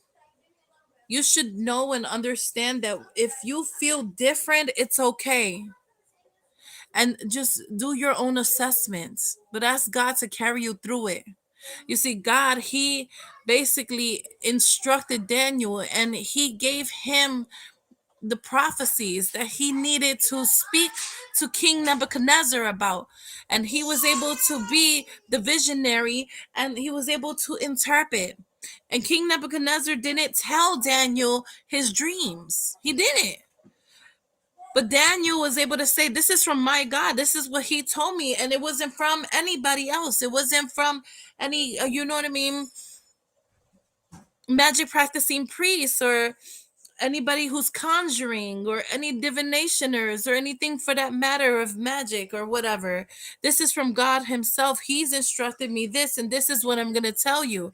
And he went in to share the information, and then he prophesied. And then from there, he was able to interpret it. But through the nature of God in his hands, there are healers.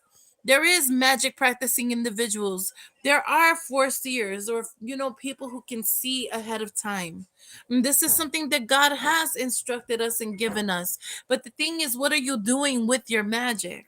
The thing is, who are you praying to? The thing is, who are you giving the glory and the praise to?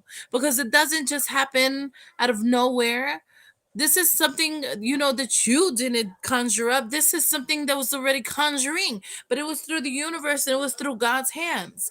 He gave you a way to see these things. And now it's time for you to praise him and to be thankful and to credit him because he knows in the season and the reason and our lifetime. He knows everything about us down to the nitty gritty of where we stand and the hairs on our heads.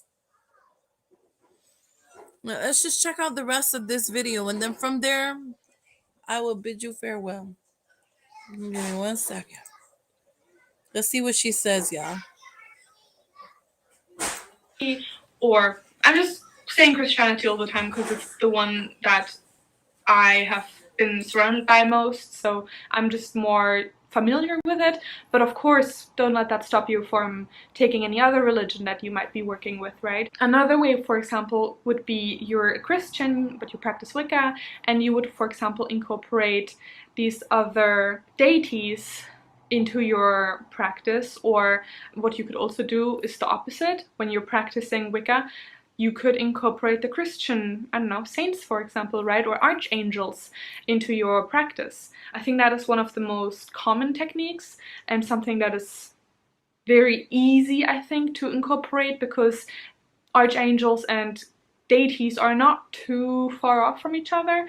The principle is relatively similar. So, and then there's the second situation in which people misunderstand what Wicca is, and they like the concept of witchcraft, they like the idea of it, of magic, but they are Christian, right? And they would like to incorporate these things into their practice, but they don't actually believe in the Wiccan principles. They're more interested in the witchcraft part of it.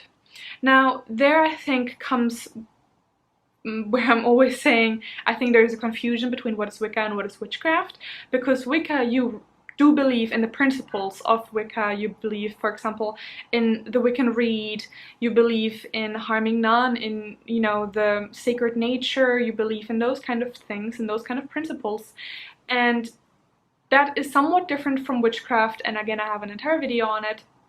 So if you don't believe in these principles, then maybe Wicca isn't for you, but instead it's witchcraft that you would like to incorporate. Now, this is a little bit different because witchcraft is a practice, it's not a religion.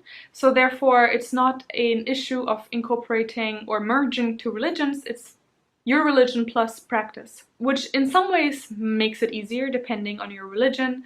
Of course, then there's also the issue that some of the religions, especially the more Abrahamic ones, might not necessarily like witchcraft very much, and once again, this is a personal thing, this is an individual thing. If you are completely against witchcraft and you see it as something bad, then it's probably not for you. But then again, you're probably also not watching this video. So if you are here watching this video, then it is because you are interested in witchcraft or Wicca and you're not quite sure how to go about these things. Now, in that case, once again, if you are Christian and you would like to incorporate witchcrafty things, then it's kind of a very similar principle. You would work with the archangels, most likely. You would work with God instead of several different gods and goddesses, of course. You would incorporate more of these principles from both of these different religions plus practice. You wouldn't have to neglect your own religion. So essentially with witchcraft, it could be considered easier because you're not including the principles of another religion into your own practice, which is usually where these ideologies are quite different from another, and then there's confusion, right? Because with Wicca and witchcraft, Christianity, for example, one is monotheistic, one is polytheistic. How do you merge those two? And then you might have to choose. But again, that's an individual thing. For example, alright, you're Christian and you're Wiccan, but you believe in the god and goddess, so you're polytheistic, but you also work with the archangels, so that's your Christian part pulling into Wicca, right? Or the other way around, you might be believing in only one god, so monotheistic.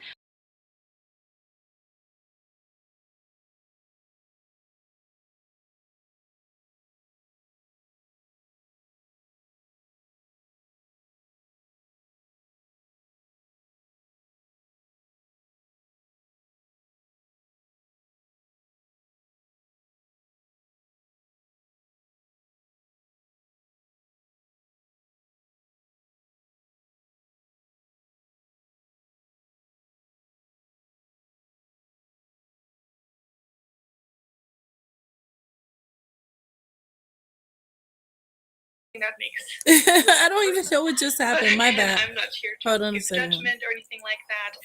It is such an individual thing. I know I'm I gotta go repeating back. myself, but I really want to bring it across to you. I don't even know what just happened. My bad.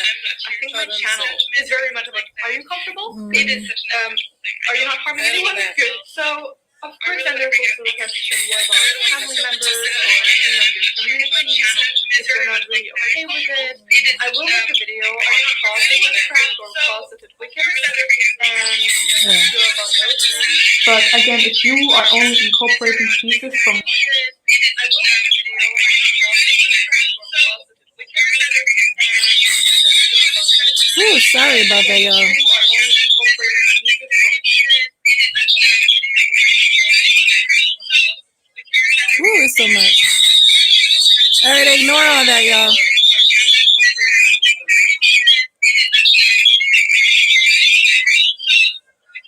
it's so much. Alright, ignore all that, y'all.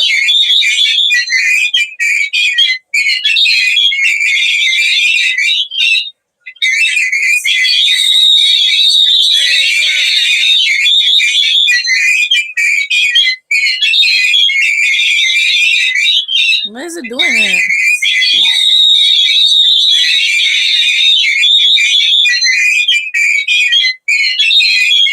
Shut it up, Lord. Okay, sorry about that, you guys. My goodness. That was different. Okay, you guys missed something that she was trying to say. Let's go back to it. Let's see. Principles of another religion into your own practice, which is usually where these ideologies. And then there's confusion, right? Because with Wicca and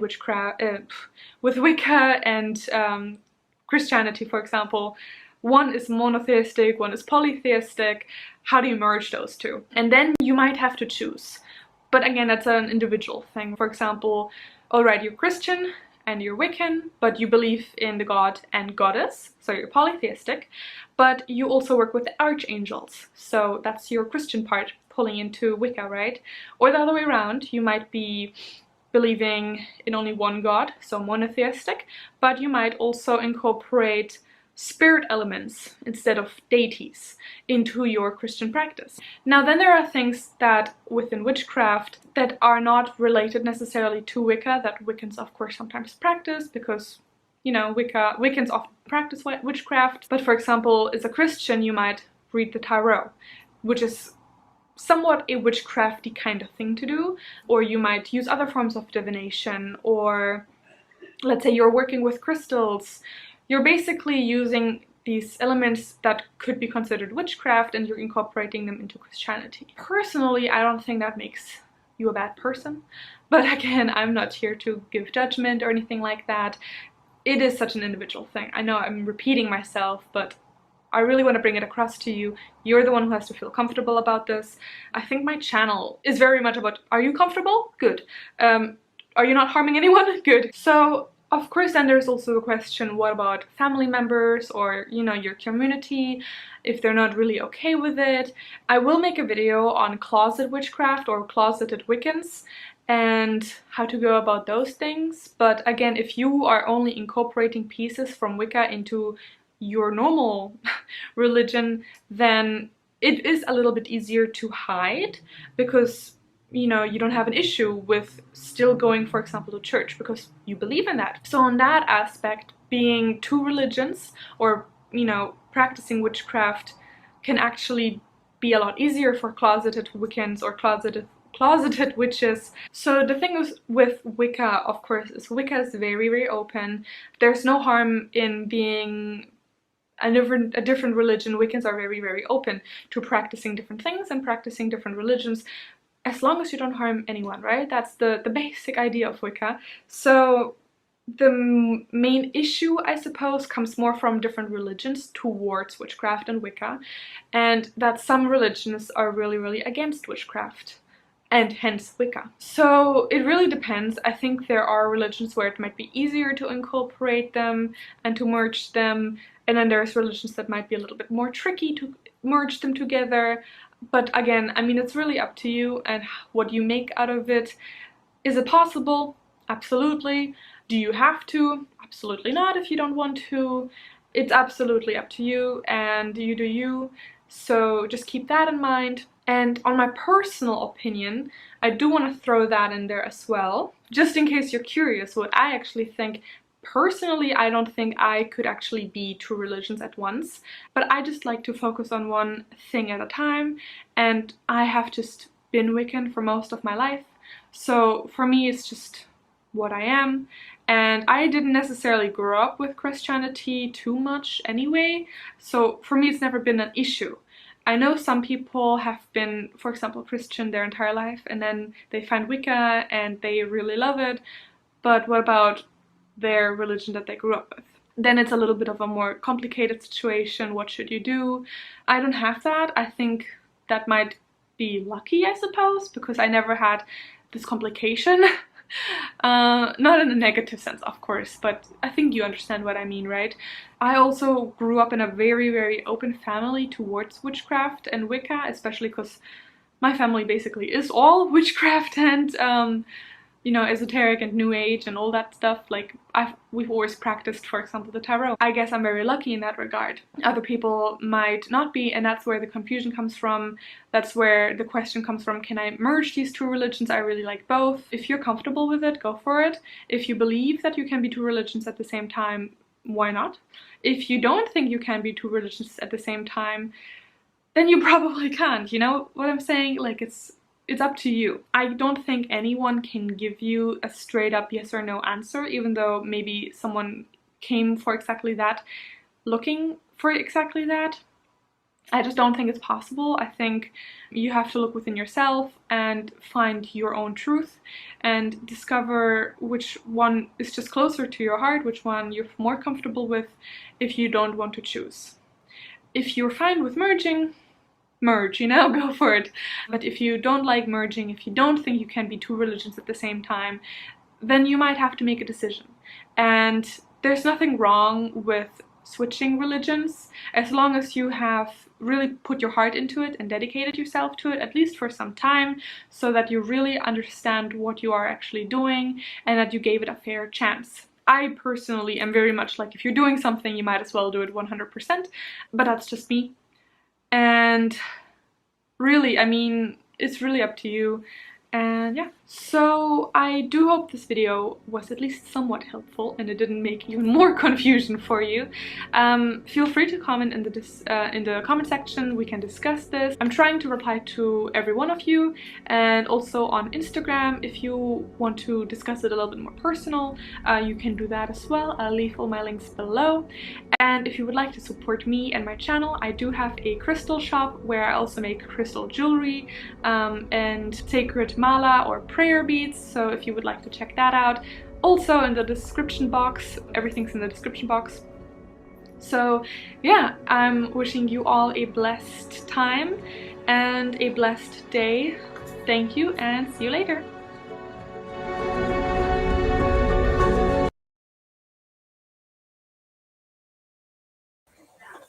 And her name is, let me see something here.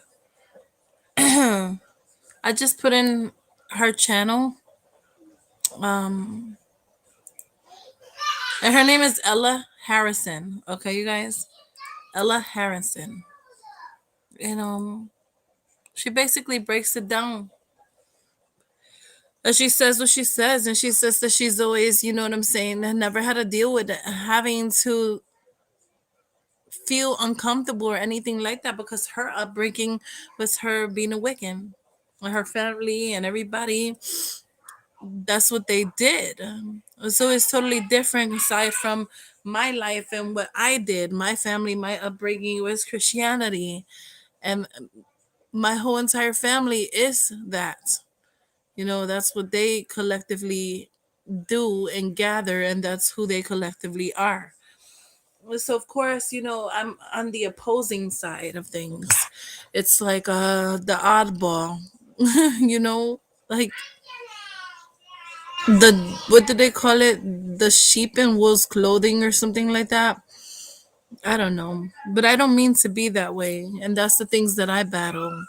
So I just want you guys to be true to yourself, to honor who you are, what you're becoming, to know which way to go, to choose your direction. If you so choose to celebrate God, then so be it.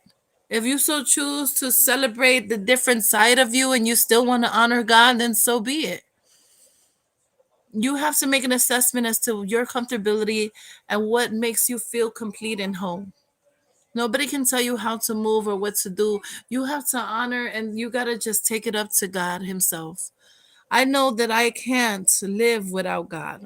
I cannot live without knowing that I am probably being a disappointment to Him. As I choose to be on my path, I surrender myself and give myself wholeheartedly to God. And I don't want to dishonor her. I said her, that's weird. I don't want to dishonor Him, okay? But maybe her in the sense of divine masculine and divine feminine, the energies basically.